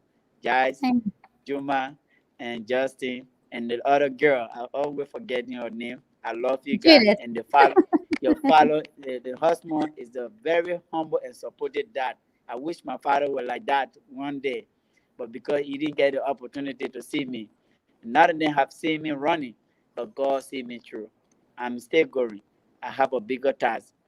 You stay here for me again. May God continue to bless your radio station. God continue to inspire you to get a biggest audience and the listener. Thank you for giving me the chance to share my message of hope to the nation and to the world. Amén. Claro que sí. Le preguntamos qué no sabemos o qué es lo que queremos que nos reconozcamos de Bill Rogers, de nuestro hermano. Dice él que el mensaje de él es: no movimiento, no hay mejoría. Y sí, también él seguía: tengo buenos morales, me paro bajo la actitud de integridad, no tengo mi misión, que nunca les he fallado. Él va en julio a Liberia. Los que gusten aportar, pueden ustedes llamarnos a nosotros al 832-419-7721 y yo les hago saber con él para que ustedes le puedan apoyar si es que está en su corazón apoyarle de buena fe. Pero también lo que él les dice, o el mensaje que manda, es decir: empieza a perdonar a esos que te han dañado, así como a él lo dañaron. Él empezó a perdonar, él supo perdonar y esto es un milagro para él. Él vive de milagros y él sabe que tiene que ser inspirado. Él le inspira al Señor, lo inspira. Este mensaje que él trae es decir: ¿sabes qué? Tú puedes seguir adelante. Él también se inspira y se rige por la integridad, también el deseo de tener esa misión que él tuvo, la sigue haciendo esta misión. Ha estado en unas misiones toda su vida y él ha sido fructífero, ha sido la persona que Dios ha querido, y dice que él sabe que no puede él dejar de creer en Dios. And I'm saying, we know that you are never going to stop believing in God no matter what, because you are a full miracle. Your whole life is a miracle. Toda la vida de él es un milagro. Le digo que nunca va a dejar de creer en Dios, no se va a poder rendir. You're never going to give up, which is good, because there's nothing that can put you down, right? No es nadie que te pueda, hacer menos, ¿no? Pero thank you so much, Bill, Brother Bill. Thank you for your testimony. I know that God is with you and He will continue being with you. El Señor va a seguir estando contigo, te va a estar guiando. He will guide your footsteps, and every step you take is a faith, step of faith. Cada paso que das es un paso de fe. Que la sangre de Cristo te proteja. Let the Lord, the blood of Jesus, cover you at all times wherever you are, and that favor be upon you at all times. That His favor be upon you and shine upon you. That is our we declare that upon your life. Radio Puente Bendiciones, which is radio, the bridge of blessings, is declaring the blood of Jesus over you and the favor of God over you. Thank you so much for today's testimony. Gracias por el día de este día, por el testimonio que nos has dado. We appreciate, our family is here for you as much as we can help. We're always there. We thank you. You've been a part of the family. Has sido parte de la familia y sigue siendo, and you will always be. Thank you so much. God bless you, and we'll continue talking. Gracias. Merci beaucoup. And asante sana. Thank you. You okay? All right. Bye-bye. Amen. Bye-bye. Yeah.